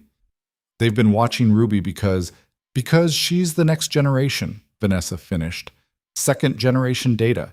They want to see how our genetics play out in our children, if the environment we provide is influenced by our own upbringing. It's the study that never ends. Margaret had her face in her hands, sobbing. I didn't know. I swear I didn't know what they were doing. They told me you'd be loved. They told me you'd have good lives. One of us is dead, Vivian said flatly. I'd say they lied. The room fell into heavy silence. Ethan tried to process everything he'd learned in the last 10 minutes. Triplets instead of twins. A decades-long study. A foundation still watching them, still collecting data. Ruby caught in the crosshairs of research that should have ended before she was born. We need to go to the police, he said finally. Show them these documents. File charges against the Hawthorne Initiative. For what? Vanessa asked. Everything they did was technically legal, shady as hell, ethically bankrupt, but legal. The adoptions were legitimate. The payments to Margaret were documented as adoption assistance. And watching people from a distance isn't a crime. They photographed my daughter. In a public space. Also not a crime. Vanessa's expression softened slightly. I'm sorry, I know this is hell, but the legal system won't help us. The only way to stop them is to expose them. Make their research public, shame them into shutting down. And how do we do that? Vivian demanded. We break in? Vanessa pulled out a final document, building schematics. The Hawthorne Initiative has an office here in Portland. That's why I came here, why I've been tracking all of you. Their files are there, not just ours, everyone's. Every child they've experimented on, every outcome they've measured. We get those files, we give them to the press, and we burn the whole thing down.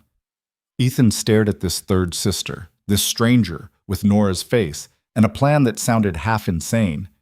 You're talking about breaking and entering. Theft. That's actually illegal. So is conducting medical research on unconsenting minors, Vanessa shot back.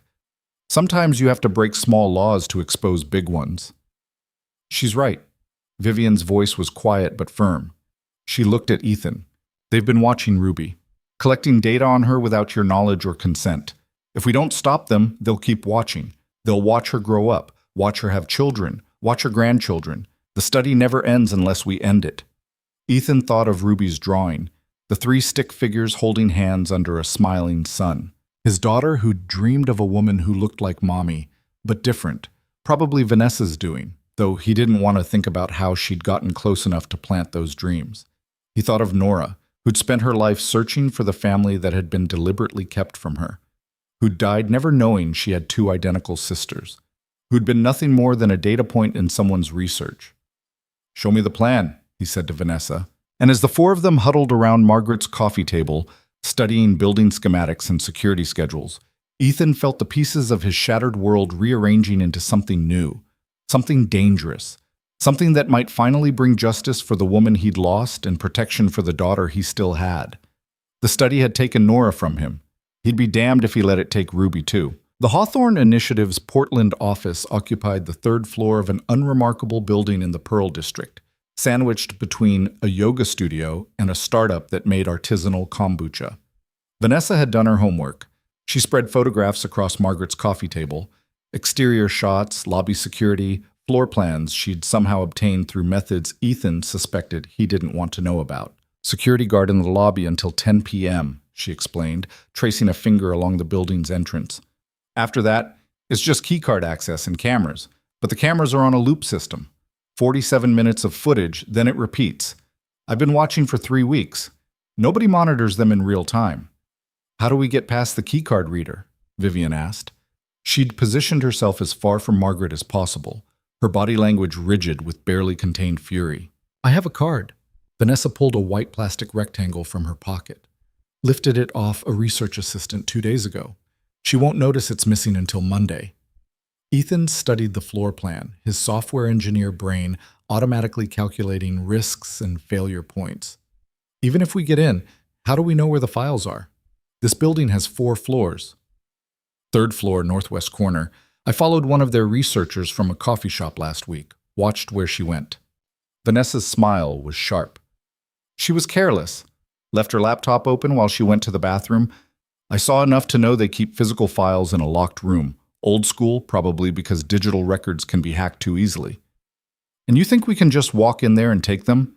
Ethan heard the skepticism in his own voice. "I think we don't have another option." Vanessa looked at him directly.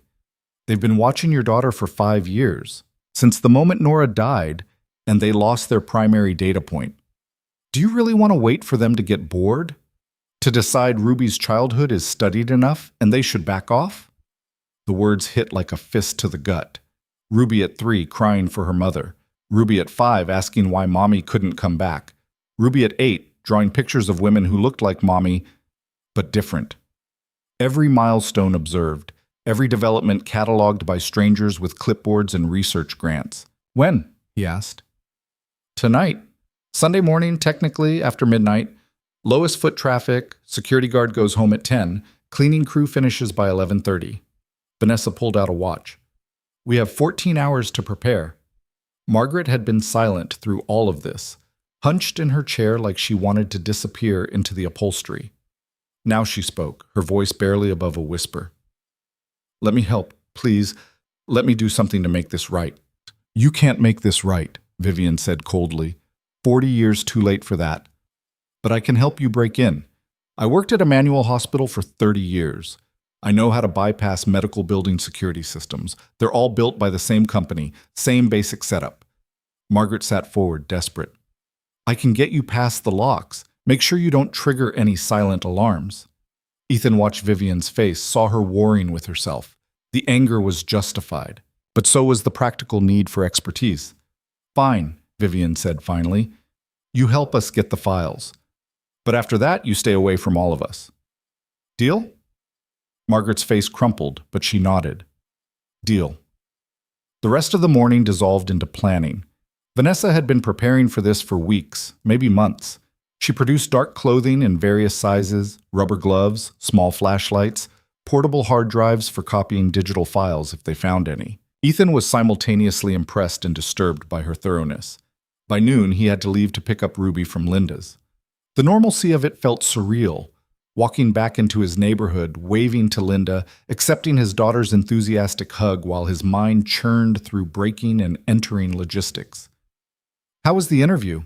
Linda asked. "Good, I think. They'll let me know next week." The lies were getting easier. Ethan hated that. Ruby chattered all the way home about the movies she'd watched, the cookies she'd eaten. Ethan made appropriate responses while mentally reviewing the building schematics. Third floor, northwest corner. Keycard access. 47-minute camera loop. That afternoon, he tried to be present for Ruby. They played in the backyard, her favorite game where she was a veterinarian and all her stuffed animals needed emergency surgery. Ethan assisted, handing her toy medical instruments, making the stuffed cat meow dramatically when she removed its appendix. Normal. This was normal. This was the childhood he needed to protect. At dinner, Ruby asked about the woman from her dream again. She was nice, Daddy. She said she was sorry she couldn't meet Mommy. She said Mommy would have liked her. Ethan's fork stopped halfway to his mouth. When did you have this dream, baby? You mentioned it yesterday, but was there another one? Ruby shrugged, focused on pushing peas around her plate. I have them sometimes. She talks to me, tells me stories about when she and Mommy were babies together. Vanessa. It had to be. Somehow she'd gotten close enough to Ruby to plant these dreams. Or maybe they weren't dreams at all. Maybe she'd actually approached his daughter, talked to her, filled her head with stories while Ethan was at work, and Ruby was supposedly safe at school or with Linda. The violation of it made his hands shake, but he kept his voice calm. What kind of stories? About how they were born on the same day. About how they looked exactly the same, but they got separated. She said sometimes families get broken into pieces, but they can still find each other again. Ruby looked up at him with those amber-flecked eyes. Is that true, Daddy? Can broken families fix themselves? Ethan set down his fork and reached across the table to take Ruby's hand. Sometimes, if the pieces want to be put back together. Do you think Mommy's family wants to be put back together? The question hit harder than it should have, because the answer was complicated. Vivian seemed to want connection, seemed genuine in her grief over the sister she'd never known. Margaret wanted redemption she didn't deserve. Vanessa wanted revenge disguised as justice. And Ethan just wanted his daughter to be safe. I don't know, sweetheart. Family is complicated. Ruby accepted this with the philosophical shrug of an 8-year-old who'd already learned that adults didn't have all the answers. She went back to her peas, and Ethan tried not to think about what would happen if their break-in went wrong. If he ended up arrested. If Ruby ended up in the system he'd spent 5 years trying to protect her from. At 8 p.m., he tucked Ruby into bed early, claiming she looked tired. She protested, but didn't fight too hard, exhausted from her movie marathon at Linda's. Ethan read her 2 chapters of her animal-talking book, kissed her forehead, and waited until her breathing evened into sleep. Then he called Linda. I know this is a huge ask, he said when she answered, but I need you to stay over tonight. Sleep in the guest room, be here with Ruby. I have to go out for a few hours. At 8:30 on a Saturday night? Linda's voice carried curiosity but not judgment. Hot date? Something like that. The lie tasted bitter. I don't want to leave her alone, and I don't want to wake her up to drop her at your place. Of course, give me 10 minutes to grab a book and my phone charger. Linda arrived promptly, asked no questions, and settled into the guest room with a thriller novel and tea. Ethan left her with emergency numbers, the Wi-Fi password, and instructions to call him immediately if Ruby woke up or needed anything. She'll be fine, Linda assured him. Go, have fun, or whatever it is you're actually doing. Ethan changed into dark jeans and a black hoodie, pocketed his phone and keys, and drove to the address Vanessa had texted him. A parking garage 3 blocks from the Hawthorne Initiative's building. Neutral ground where they could gather without being spotted near their target. Vivian arrived first, emerging from her sleek sedan wearing black leggings and a dark jacket that probably cost more than Ethan's entire outfit. She'd pulled her hair back in a tight braid, and without makeup, the resemblance to Nora was almost unbearable. Vanessa showed up minutes later in a beat-up Honda, already dressed in black, a backpack slung over her shoulder. Margaret came last, looking pale and terrified but determined. They stood in the fluorescent-lit garage, 4 people who shouldn't exist as a unit, bound together by genetics and conspiracy. Last chance to back out, Vanessa said. Once we're inside, we're committed. Nobody moved. Right then. Vanessa pulled out the stolen keycard. Margaret, you're on alarm duty. Vivian, you document everything we find, photos, videos, anything that proves the scope of what they've done. Ethan, you help me search. Look for file cabinets, boxes, anything labeled with our names or birth dates. What about digital files? Vivian asked. If we see computers, we take pictures of the screens. But they're old school with the important stuff, trust me. They walked to the building in silence, keeping to side streets, avoiding the few people still out at this hour. The Pearl District was quiet on weekend nights, mostly residential, upscale condos where people stayed in and ordered delivery rather than walking to restaurants. The building appeared ahead, 5 stories of glass and steel that could have housed anything: law offices, tech startups, the headquarters of a decades-long unethical research project. Nothing about the exterior suggested secrets. Vanessa checked her watch.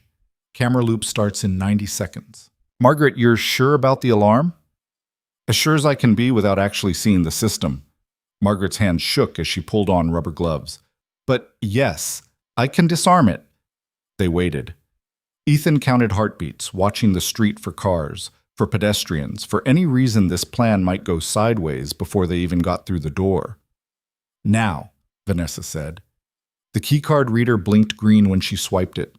The door clicked open. They slipped inside like shadows. The lobby was exactly as the photos had shown: polished concrete floors, minimalist furniture, a security desk that sat empty after hours. Vanessa led them to the stairwell, avoiding the elevator and its potential cameras. 3rd floor. The door opened onto a carpeted hallway lined with frosted glass doors. Generic office space, the kind you could rent by the month. Nothing screamed unethical research facility. Northwest corner, Vanessa whispered. She counted doors, stopped at one marked simply Archives. No company name, no indication of what lay beyond. Margaret examined the lock and the small security panel beside it. Her fingers traced the wiring with practiced confidence. This is a Johnson Security System Model 5. Same as the hospital used until 2015. I need 2 minutes. She pulled tools from her pocket, small screwdrivers, wire strippers, things Ethan didn't recognize. Her hands moved with surprising steadiness for someone who'd been trembling in her living room hours earlier. 90 seconds later, the panel's light switched from red to green. We're in, Margaret breathed. Vanessa tried the door. It swung open onto darkness. She flicked on a small flashlight, and the beam revealed rows of filing cabinets stretching the length of the room. Each drawer labeled with years and case numbers. Start with 1984, Vivian said. Our birth year. They split up, pulling open drawers as quietly as possible. The files were meticulously organized, too organized, like someone expected to return to them regularly. Each folder contained photographs, medical records, placement information, and typed observation notes spanning decades. Ethan found the first mention of Nora in a drawer labeled 1984-March-Batch 7. The folder was thick, stuffed with papers. He pulled it out and opened it under his flashlight. Baby B, placed with James and Carol Mitchell, Portland, Oregon. Middle-class household, combined income $45,000 annually. Stable marriage, no other children. Subject expected to demonstrate baseline development in controlled suburban environment. Subject. They'd called her a subject. He flipped through observation notes dated across years. Age 4. Subject demonstrates normal social attachment to adoptive parents. Age 7. Subject shows average academic performance, strong creative tendencies. Age 12. Subject experiencing typical adolescent adjustment, no significant behavioral concerns. Page after page of his wife's childhood, documented like a lab experiment. I found mine, Vivian said from across the room. Her voice was hollow. Baby A. Placed with Richard and Elizabeth Cross, Manhattan. High-income household, combined income $280,000 annually. Subject expected to demonstrate enhanced development with access to superior educational resources. And here's mine, Vanessa added bitterly. Baby C, placed with Oregon State foster care system. Low-income environment, unstable housing. Subject expected to demonstrate developmental delays due to lack of consistent attachment and resources. The cruelty of it settled over the room like fog. 3 identical sisters, deliberately placed in different worlds to prove a point, to generate data, to satisfy one man's scientific curiosity at the cost of their lives. Take photos of everything, Vivian said. She was already snapping pictures with her phone, documenting each page. We need proof. All of it. Ethan photographed Nora's file, his hands shaking with rage. There were photos of her he'd never seen, school pictures, candid shots taken from a distance, images that proved someone had been watching her entire life. Watching her grow up, get married, have Ruby. Watching her die. The last entry in Nora's file was dated 3 weeks after her death. Subject B deceased, automobile accident. Study compromised. Recommend increased observation of Subject B's offspring to maintain generational data integrity. Ruby. They'd meant Ruby. We need to find the current surveillance files, Ethan said. Whatever they have on Ruby. Vanessa was already pulling open another drawer, this one labeled Second Generation. Inside were thinner folders, but Ruby's name was there. Ruby Mercer, age 3 to present. Daughter of Subject B and Ethan Mercer. The folder contained everything. Photos of Ruby at the park, at school, at birthday parties. Notes about her development, her friendships, her academic progress. Someone had been documenting his daughter's entire life without his knowledge or consent. One photo made Ethan's vision blur red. Ruby at 6, standing in their backyard looking directly at the camera with a confused expression. Like she'd noticed someone watching her, like she'd known something was wrong. Look at this, Margaret said quietly. She'd found a different file, this one labeled Program Overview. Inside was a master list of all the subjects, dozens of names, birth dates, placement information. We weren't the only ones. There are at least 40 sets of multiples listed here. Twins, triplets, even quadruplets. Where are they now? Vivian asked. Margaret flipped through pages, her expression growing more horrified. Dead. A lot of them are marked deceased. Suicide, addiction, accidents. She looked up. The ones placed in the lowest socioeconomic tier had a mortality rate 3 times higher than the others. The scientific proof of what they'd already suspected. That ripping children from each other and placing them in deliberately unequal circumstances caused lasting harm. That the study itself had killed people. We're taking everything, Ethan said. Every file, every photo, every piece of evidence. We can't carry it all, Vanessa argued. There are hundreds of files. Then we make trips. We come back if we have to, but we're not leaving this data here for them to continue using. A sound from the hallway froze them all mid-motion. Footsteps. Someone whistling tunelessly. The security guard wasn't supposed to be here. The schedule said he left at 10 p.m. Vanessa killed her flashlight. They all dropped into darkness, crouching behind the filing cabinets. Through the frosted glass door, Ethan could see a shadow passing. The footsteps paused. The door handle rattled. Ethan's heart hammered so loud he was sure the guard could hear it. Beside him, Vivian had gone absolutely still, barely breathing. Margaret's hand found his in the darkness, squeezed hard enough to hurt. The handle rattled again. Then the footsteps moved on, fading down the hallway. They waited in suffocating silence for 5 full minutes before anyone dared move. We need to go, Margaret whispered. Now, before he comes back. Not without the files, Ethan insisted. Vanessa was already stuffing folders into her backpack. Take what we can carry, the most important ones. We can't risk getting caught.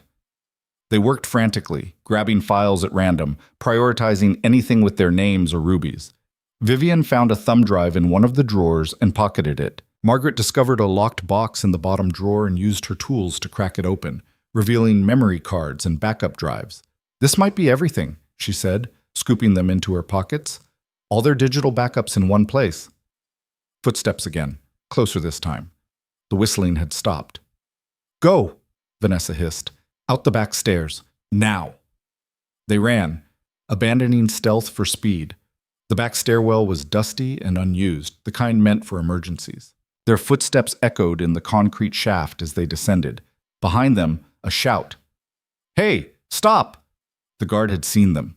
They burst out the ground floor exit into an alley. Cold air hit Ethan's face like a slap. They ran toward the parking garage, the backpack full of stolen files bouncing against Vanessa's shoulders.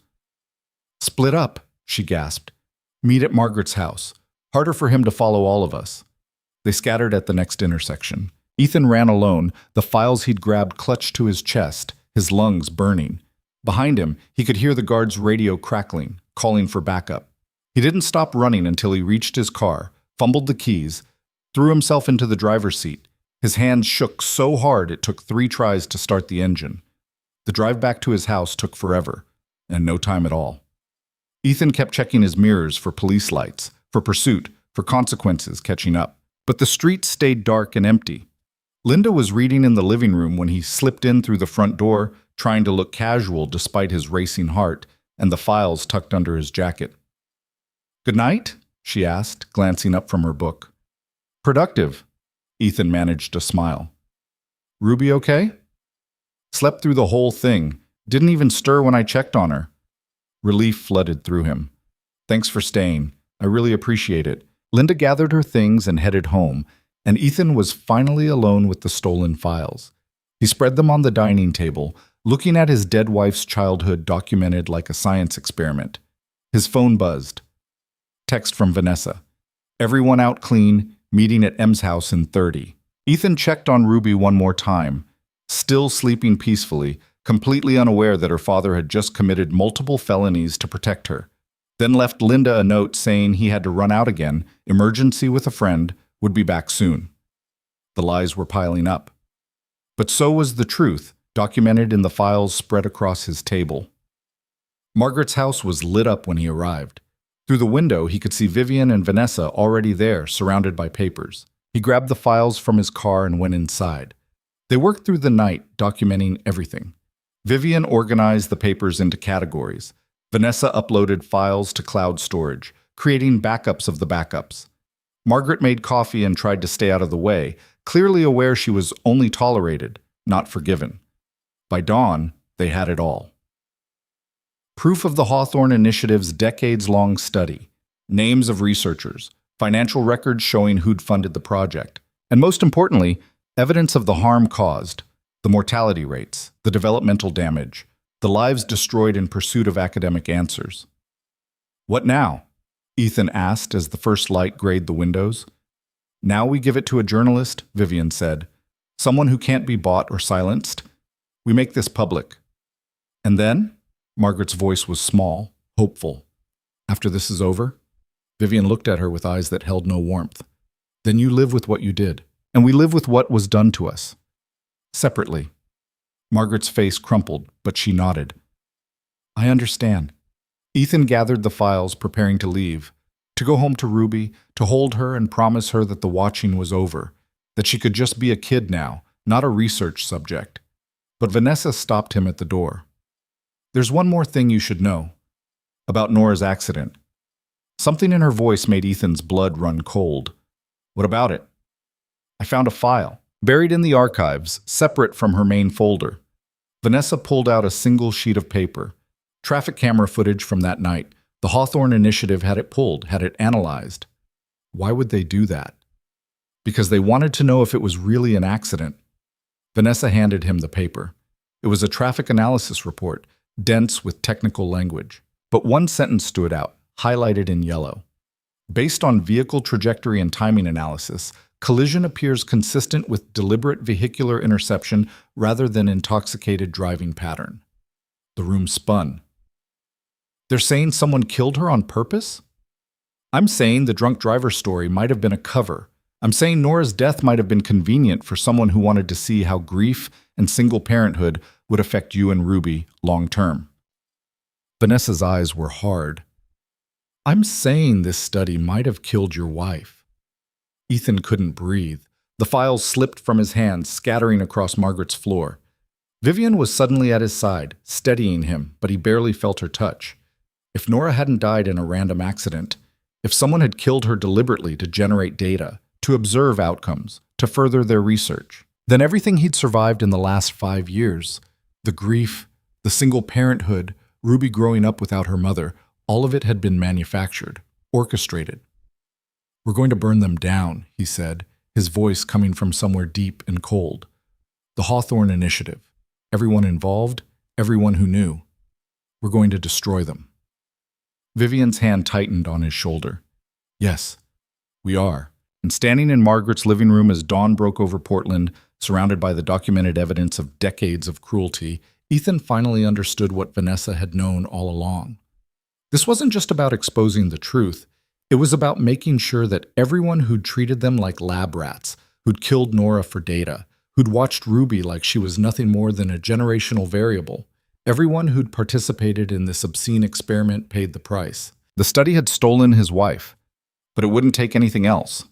Not his daughter, not his future, not one more moment of peace. The war had just begun. The journalist's name was Rachel Kim, and she'd built her career on exposing institutional corruption. Vivian had chosen her carefully, spending 3 days vetting candidates before settling on a woman whose investigative work had already taken down 2 pharmaceutical companies and a private prison system. Someone who couldn't be bought. Someone who wouldn't back down when the pressure came. And the pressure would come. Ethan knew that now. They met in a coffee shop in southeast Portland, neutral territory far from the Hawthorne Initiative's offices, and the neighborhoods where they'd been watched for so long. Rachel arrived with a laptop and a recorder, her expression professionally skeptical, until Vivian started laying out documents across the table. Birth records, adoption papers, financial transactions showing $50,000 paid to Margaret Holt, observation logs spanning 40 years, photographs of children who'd never consented to being studied, and the traffic analysis suggesting Nora's death might not have been an accident at all. Rachel's skepticism evaporated somewhere around the third document.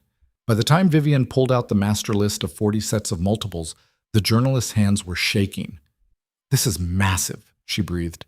"This is career-defining massive, but it's also incredibly dangerous. The Hawthorne Initiative has money, has lawyers. They'll come after me. They'll come after all of you." "Let them," Vanessa said. She'd been quiet until now, letting Vivian take the lead. "We have everything. Every file they kept, every backup drive, every piece of evidence documenting 40 years of abuse. They can't silence all of us."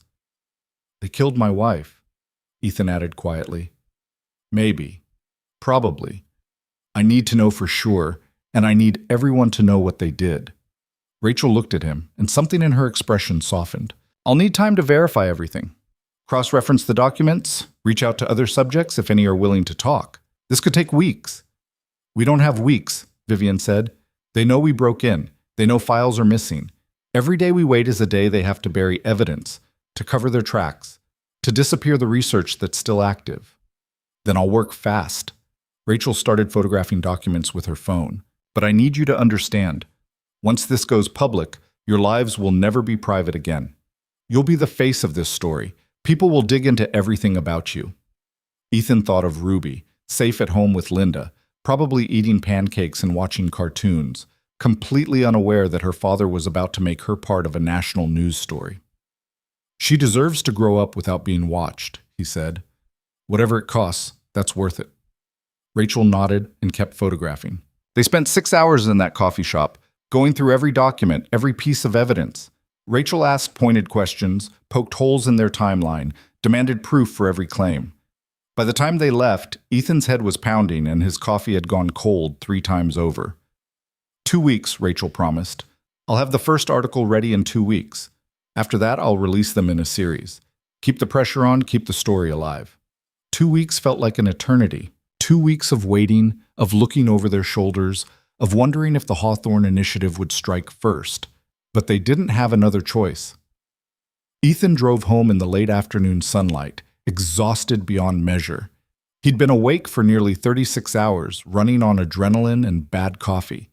Linda met him at the door with raised eyebrows. "You look like hell," she said bluntly. "Feel like it too." Ethan handed her cash for the babysitting, probably too much, but she'd earned it. "Everything okay with Ruby?" "Perfect angel, but Ethan—" Linda hesitated. "She asked me this morning if her mommy had sisters, said she dreamed about it." The words hit like cold water. "What did you tell her?" "I said I didn't know, but that families were sometimes bigger than we realized." Linda studied his face. "Is there something going on? Something I should know about?" Ethan wanted to lie, to protect her from the mess his life had become. But Linda had been there for them since Nora died, had helped him survive those first impossible months of single parenthood. She deserved some version of the truth. "Nora did have sisters," he said carefully. "Twins. We just found out. It's complicated." "Twins," Linda repeated. Then her eyes widened. "The woman you've been meeting. The one who looks like... Yeah, one of them. Linda absorbed this, nodded slowly. Well, that's definitely complicated. She gathered her things, paused at the door. For what it's worth, Ethan, whatever you're dealing with, you're a good father. Ruby knows she's loved. That's what matters. After she left, Ethan found Ruby in the living room, building an elaborate castle out of blocks. She looked up when he entered, and her face lit up with the pure, uncomplicated joy of an 8-year-old seeing her dad. "Daddy, look, I made a tower!" He sat down beside her and helped add blocks to her creation, letting the simple pleasure of construction wash over him. This was real. This mattered. Not the files or the conspiracy or the coming storm of publicity. Just this moment with his daughter, building towers that would inevitably fall. "Ruby," he said carefully, "remember the lady from your dreams? The one who looks like Mommy?" Ruby's hand stilled on the blocks. "Yeah? She's real. She's Mommy's sister. And I think you're going to meet her soon. Is that okay?" Ruby considered this with the seriousness she brought to important decisions. Does she know about Mommy's pancakes? The question was so perfectly Ruby that Ethan nearly laughed. She knows lots of things about Mommy. She wants to know even more. Okay. Ruby went back to her blocks. Can she come for dinner? Maybe. Soon. That night after Ruby was asleep, Ethan called Vivian. She answered on the first ring, sounding as exhausted as he felt. "Rachel's good," she said without preamble. "I've been researching her work. She's thorough. She won't back down. I told Ruby about you, about Nora having sisters." Silence on the other end. Then quietly, "What did she say?" "She wants you to come for dinner." More silence. When Vivian spoke again, her voice was thick with tears. "I'd like that, very much." They set a date for the following weekend, after the initial shock had settled but before the article dropped, and their lives became public property. Ethan spent the week preparing Ruby, showing her photos of Nora, explaining as gently as possible about twins and separated families, and how sometimes people you love can look like other people you loved. Ruby absorbed it all with the flexible acceptance of childhood. "So I have 2 aunts now, Aunt Viv and Aunt Vanessa." 3, technically. There's also someone named Margaret, but it's complicated. Grown-ups always say that when they don't want to explain things, Ruby observed with devastating accuracy. Saturday arrived bright and unseasonably warm, one of those perfect Portland autumn days that felt like a gift. Vivian showed up at exactly 6 p.m., holding a bouquet of sunflowers and looking terrified. She dressed carefully, jeans and a soft blue sweater, hair down, minimal makeup. Trying to look approachable instead of intimidating, trying to look like someone an 8-year-old wouldn't find scary. Ruby opened the door before Ethan could, and the two of them stood face to face. The woman who looked like the mother she'd lost, the child who was all that remained of the sister Vivian had never known. "You look just like the pictures," Ruby said finally. "So do you." Vivian's voice was barely steady. "Your mom would be so proud of you." "Did you bring the matching ring? Daddy said you and Mommy had matching rings." Vivian pulled the gold band from her pocket, the one that said, "Forever starts today." Ruby examined it with great interest, comparing it to the photo on her iPad of Nora's ring that Ethan had shown her. "They're the same," Ruby declared. "That means you're really my aunt." "I really am." Ruby considered this, then grabbed Vivian's hand and dragged her toward the kitchen. "Come on, we're making spaghetti. Daddy burns the garlic, but it still tastes good." And just like that, Vivian was absorbed into their small family unit. She helped Ruby set the table, admired the drawings covering the refrigerator, and listened with genuine interest to an 8-year-old's rambling explanation of the difference between various types of dinosaurs. At dinner, Ruby asked questions. What was Vivian's favorite color? Did she like cats? Could she do a cartwheel? The normal questions of childhood, treating this monumental meeting like any other new adult entering her orbit.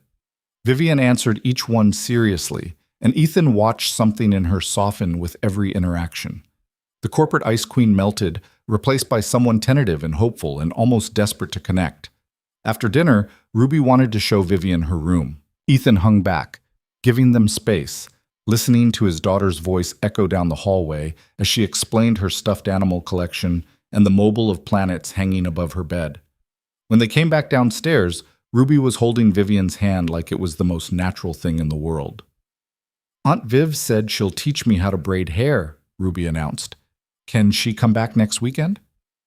"I'd love that," Vivian said, looking at Ethan for permission. "Next weekend," Ethan agreed. "And maybe the weekend after that." He tucked Ruby into bed at 8:30, the normal routine restored. She was asleep within minutes, exhausted from the excitement.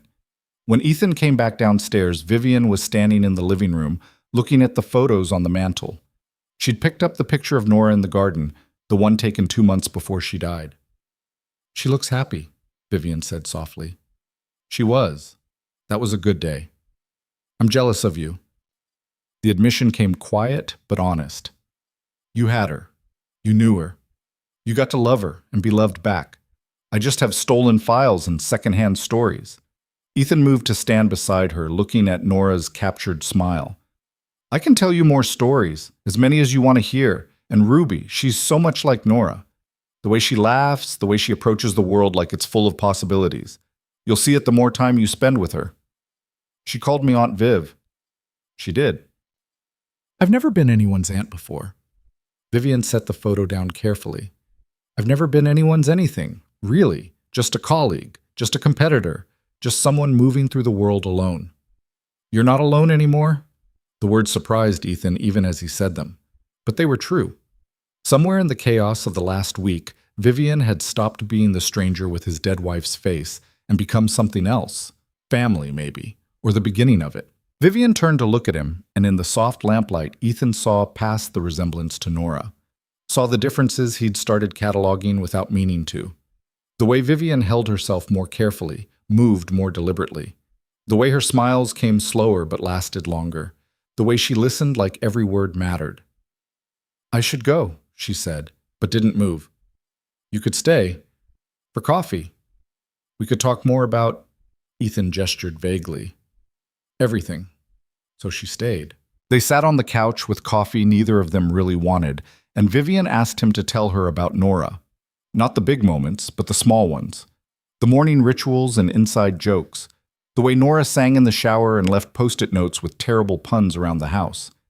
Ethan found himself sharing memories he'd locked away, too painful to revisit alone. But with Vivian listening like she was memorizing every detail, the pain felt different. Shared. Bearable. "She would have loved knowing about you," he said eventually. "She spent so many years searching for her birth family. Finding out she had identical sisters would have made her so happy." "I wish I'd found her sooner." Vivian's voice cracked. "I wish I'd tried harder." "You can't carry that. You did what you could with what you had." "Did I? Or did I let fear keep me from reaching out when I still had time?" She looked at him. "I'm terrified I'm going to do that again. That I'll get scared and pull away and lose this chance with you and Ruby." "Then don't pull away," Ethan said simply. "Stay. Keep coming for dinner. Keep braiding Ruby's hair and answering her dinosaur questions. Keep being part of this. What if the article comes out and everything explodes? What if the Hawthorne Initiative comes after us? What if—" "Then we face it together." Ethan set down his coffee cup. "That's what families do." Vivian's eyes filled with tears. "I don't know how to be family. I don't know how to do any of this." "Neither do I. I'm making it up as I go." He reached out, took her hand. "But we can figure it out together." She squeezed his hand, and they sat in comfortable silence as the house settled around them. Somewhere upstairs, Ruby slept peacefully, unaware that downstairs her father was beginning to see a future he'd thought died with Nora. Not a replacement, not a do-over, but something new, built from the pieces of what they'd all lost. The article dropped on a Tuesday morning, 2 weeks later, almost to the hour. Rachel had worked with brutal efficiency, crafting a story that was both comprehensive and devastating. The headline read, "The Hawthorne Initiative, How a Decades-Long Study Turned Children into Lab Rats." The response was immediate and overwhelming. Within hours, the story had been picked up by national outlets. By evening, it was trending on social media. By the next morning, protesters had gathered outside the Hawthorne Initiative's offices, demanding answers. The foundation tried to get ahead of the story, releasing a statement denying any wrongdoing, claiming the adoptions were all legal and the research had been conducted ethically. But Rachel had anticipated that, had already published the follow-up article with the financial records, the consent forms that were never signed, the mortality statistics. By Wednesday, 3 major donors had pulled their funding. By Thursday, the state attorney general had announced an investigation. By Friday, the Hawthorne Initiative's board had resigned en masse, and the foundation itself was filing for bankruptcy protection. It happened faster than Ethan could have imagined. The dominoes falling one after another, the institutional structure collapsing under the weight of public outrage. But the personal cost was exactly as Rachel had warned. Reporters camped outside Ethan's house, trying to get photos of Ruby. His phone rang constantly with interview requests. Vivian's corporate office was besieged, forcing her to take a leave of absence. Vanessa thrived in it, giving interview after interview, her anger channeled into articulate fury that made for great television. But the attention was clearly taking its toll on Margaret, who'd been named in the articles as one of the birth mothers who'd been paid to give up her children. 3 weeks after the initial article, Ethan got a call from a number he didn't recognize. He almost didn't answer, exhausted from screening reporters, but something made him pick up. "Mr. Mercer? This is Detective Sarah Morrison with Portland Police. I'm calling about your wife's accident." Ethan's heart stopped. "Yes?" "We've reopened the case based on the information in the Hawthorne Initiative files. The traffic analysis you provided suggests the collision may not have been accidental." A pause. "We'd like to bring you in to discuss the investigation." The meeting happened 2 days later. Detective Morrison was a woman in her 40s with kind eyes and a no-nonsense demeanor. She spread crime scene photos across her desk. Photos Ethan had seen before 5 years ago when they'd tried to explain how his wife had died. The original investigation concluded the other driver was intoxicated, Morrison said. Blood alcohol level of 0.15. He ran a red light, T-boned your wife's vehicle on the passenger side. She died instantly. "I know all this." Ethan's voice came out harder than he meant. "But the traffic camera footage shows something interesting." Morrison pulled up a video on her computer. "Watch the other car. See how it accelerates into the intersection? That's not typical drunk driving behavior. Drunk drivers tend to have delayed reactions, slower speeds." Ethan watched the grainy footage.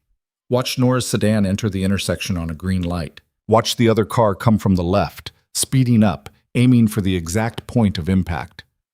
"You think it was deliberate," he said. "I think it's suspicious. And when I looked into the other driver, Martin Hayes, 53, died in the crash too. His financial records showed a deposit of $25,000 3 days before the accident. Wire transfer from an offshore account we've traced back to a shell company that received funding from the Hawthorne Initiative." The room tilted. Ethan gripped the edge of the desk, trying to breathe through the wave of rage and grief that threatened to swallow him whole. They'd paid someone to kill his wife, to murder Nora for data, to see how her death would affect him and Ruby, to measure the outcomes of grief and loss like it was just another variable in their sick experiment. "Can you prove it?" he managed to ask. "We're building a case, but Mr. Mercer—" Morrison's expression turned sympathetic. "Most of the people who ran the Hawthorne Initiative are dead or disappeared. Dr. Kane died years ago. His successor retired to Costa Rica. The board members who signed off on funding have buried themselves in layers of corporate protection. So no one pays for what they did." "I didn't say that. I said it's complicated, but we're working every angle. And with the publicity from the articles, we're getting new witnesses, new information every day. People who worked for the initiative, who kept quiet for decades. They're coming forward now."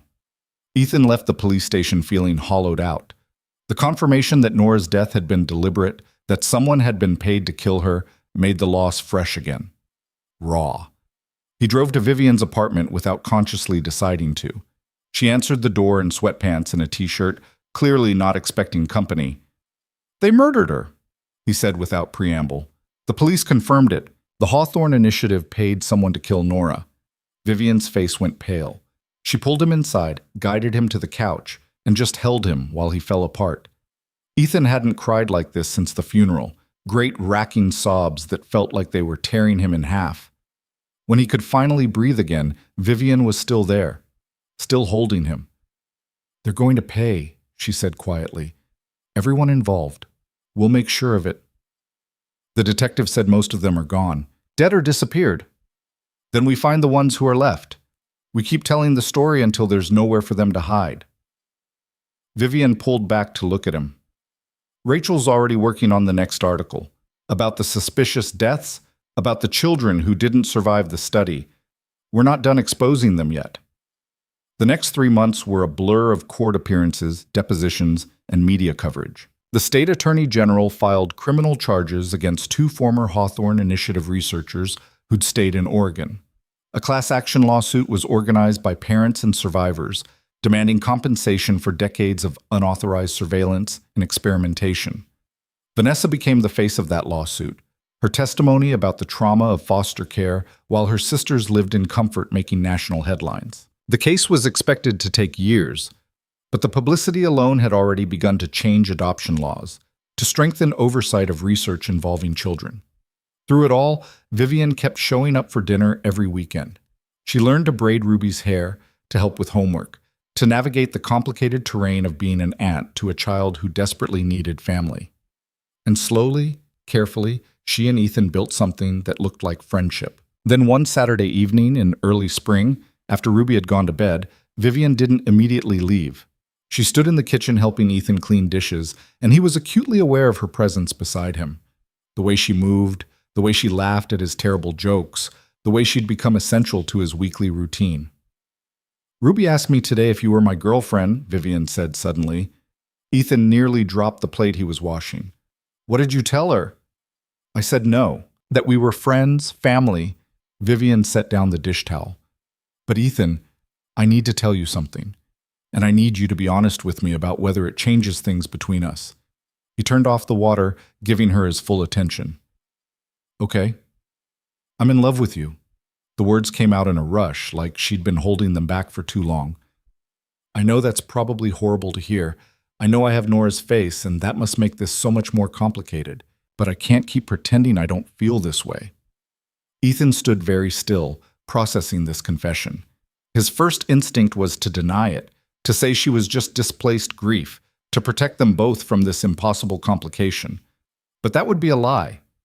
Because somewhere in the last 6 months, he'd started noticing things about Vivian that had nothing to do with Nora. The way she listened with complete focus. The way she cared for Ruby with fierce protectiveness. The way she made him laugh when he'd forgotten how. The way his heart rate picked up when her name appeared on his phone. "When did you know?" he asked. "That day we went to confront Margaret, watching you fight for Ruby, for the truth, for all of us, even though you barely knew me." Vivian's voice caught. "I fell a little bit in love with you then. And then every Saturday after, watching you be a father, seeing you build this life from grief, I just fell further." "I'm scared," Ethan admitted. "Scared that I'm just seeing Nora in you. Scared that this is some messed up way of trying to get her back. Scared that I'm going to hurt you, or hurt Ruby, or hurt all of us by letting this be more than what it is." "What is it?" Vivian asked softly. Ethan moved closer, close enough to see the differences he'd been cataloging for months. The tiny beauty mark just below Vivian's right eye that Nora hadn't had. The slightly different curve of her smile. The way her eyes reflected light at a different angle. "It's new," he said. "It's terrifying, but it's real. And I think—" He took a breath.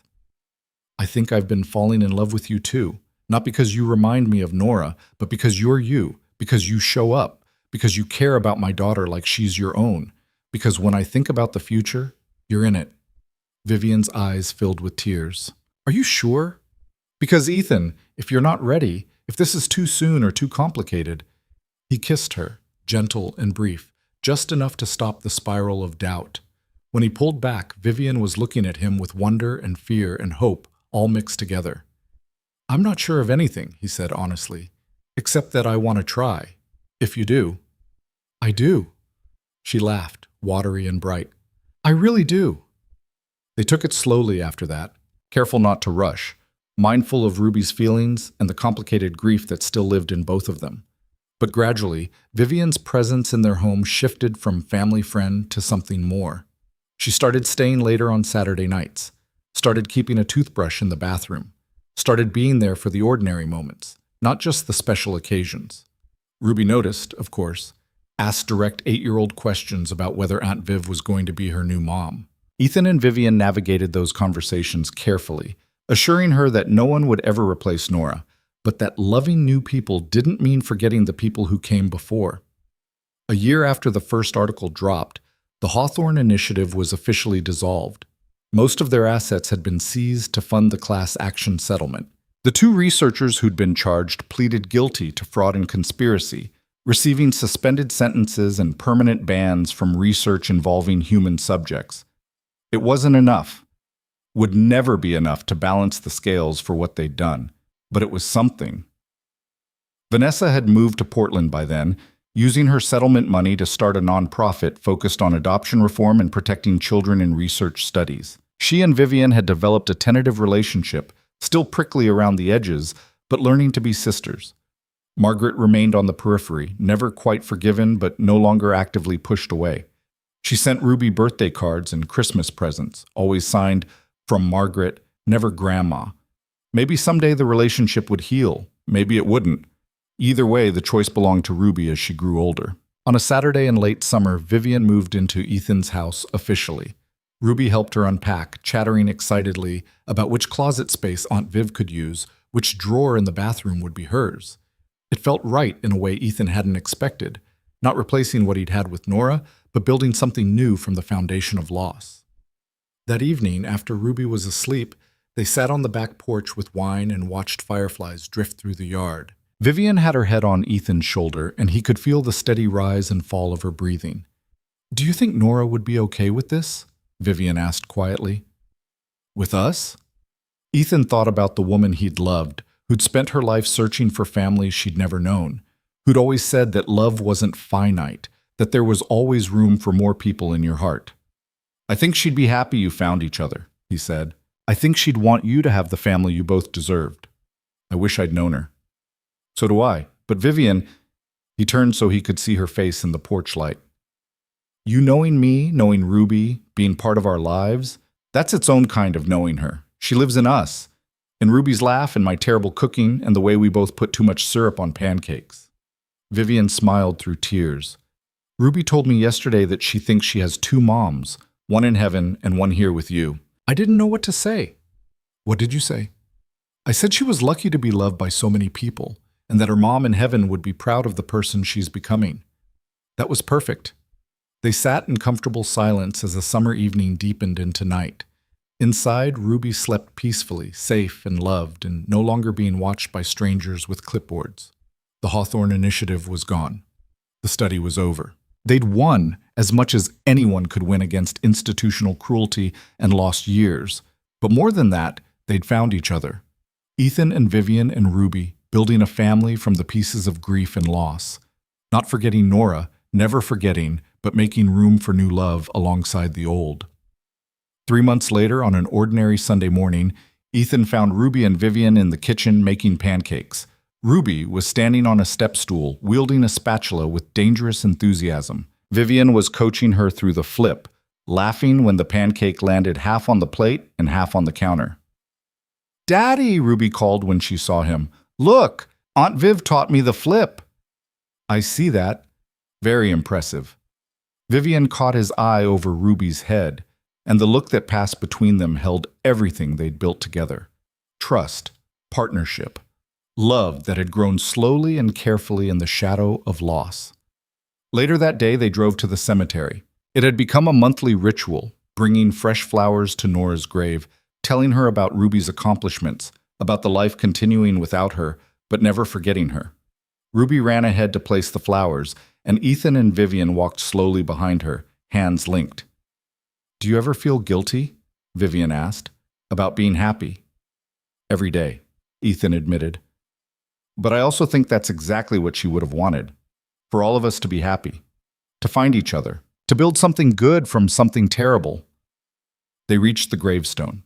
Ruby had already arranged the flowers carefully and was now sitting cross-legged on the grass, talking to her mother like Nora could hear every word. "I got an A on my science project, Mommy, and Aunt Viv helped me practice my speech. She said you would have been proud." A pause. "I think you'd like her. She's funny like you, and she makes Daddy smile again." Ethan felt Vivian's hand tighten on his. He squeezed back, anchoring them both. This was their life now, built from impossible circumstances and unexpected connections. 3 sisters separated at birth, 2 surviving to find each other too late to save the third, but in time to save themselves. A daughter who'd never stopped missing her mother, but who'd learned that love could multiply instead of just replacing. A father who'd discovered that healing didn't mean forgetting. As they walked back to the car, Ruby between them holding both their hands, Ethan felt something settle in his chest. Not closure. Grief didn't work that way. But acceptance. Peace. The understanding that life could be brutally unfair and still contain moments of perfect grace. "Ice cream?" Ruby asked, hopefully. "Ice cream," Vivian agreed, grinning at Ethan. "Extra syrup?" Ruby pushed her luck. "Don't push it, kiddo." Ruby laughed, and the sound carried across the cemetery, bright and living and full of future. Somewhere, Ethan thought, Nora was laughing too, watching the family she'd left behind learn to be whole again, differently than before but no less complete.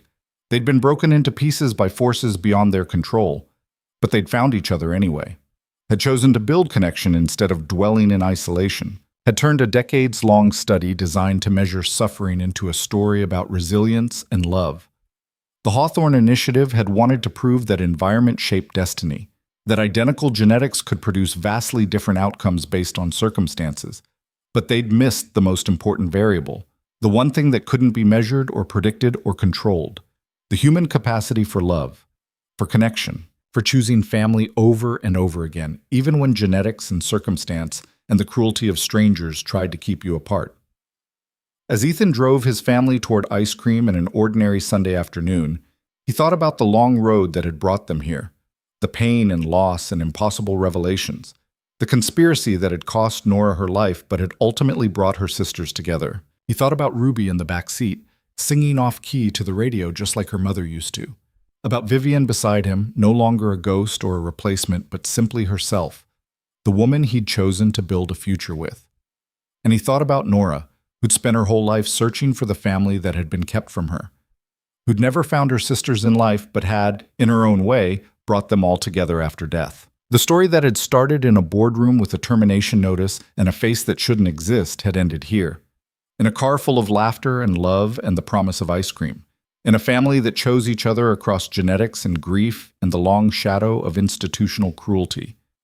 They'd survived the study, exposed it, ended it, but more than that, they'd proved that even broken pieces could be made whole again, not the same as before, never the same, but whole nonetheless. And that, Ethan thought, as Ruby convinced Vivian to sing along with her terrible off-key rendition of the radio song, was the best kind of ending, the kind that felt like a beginning.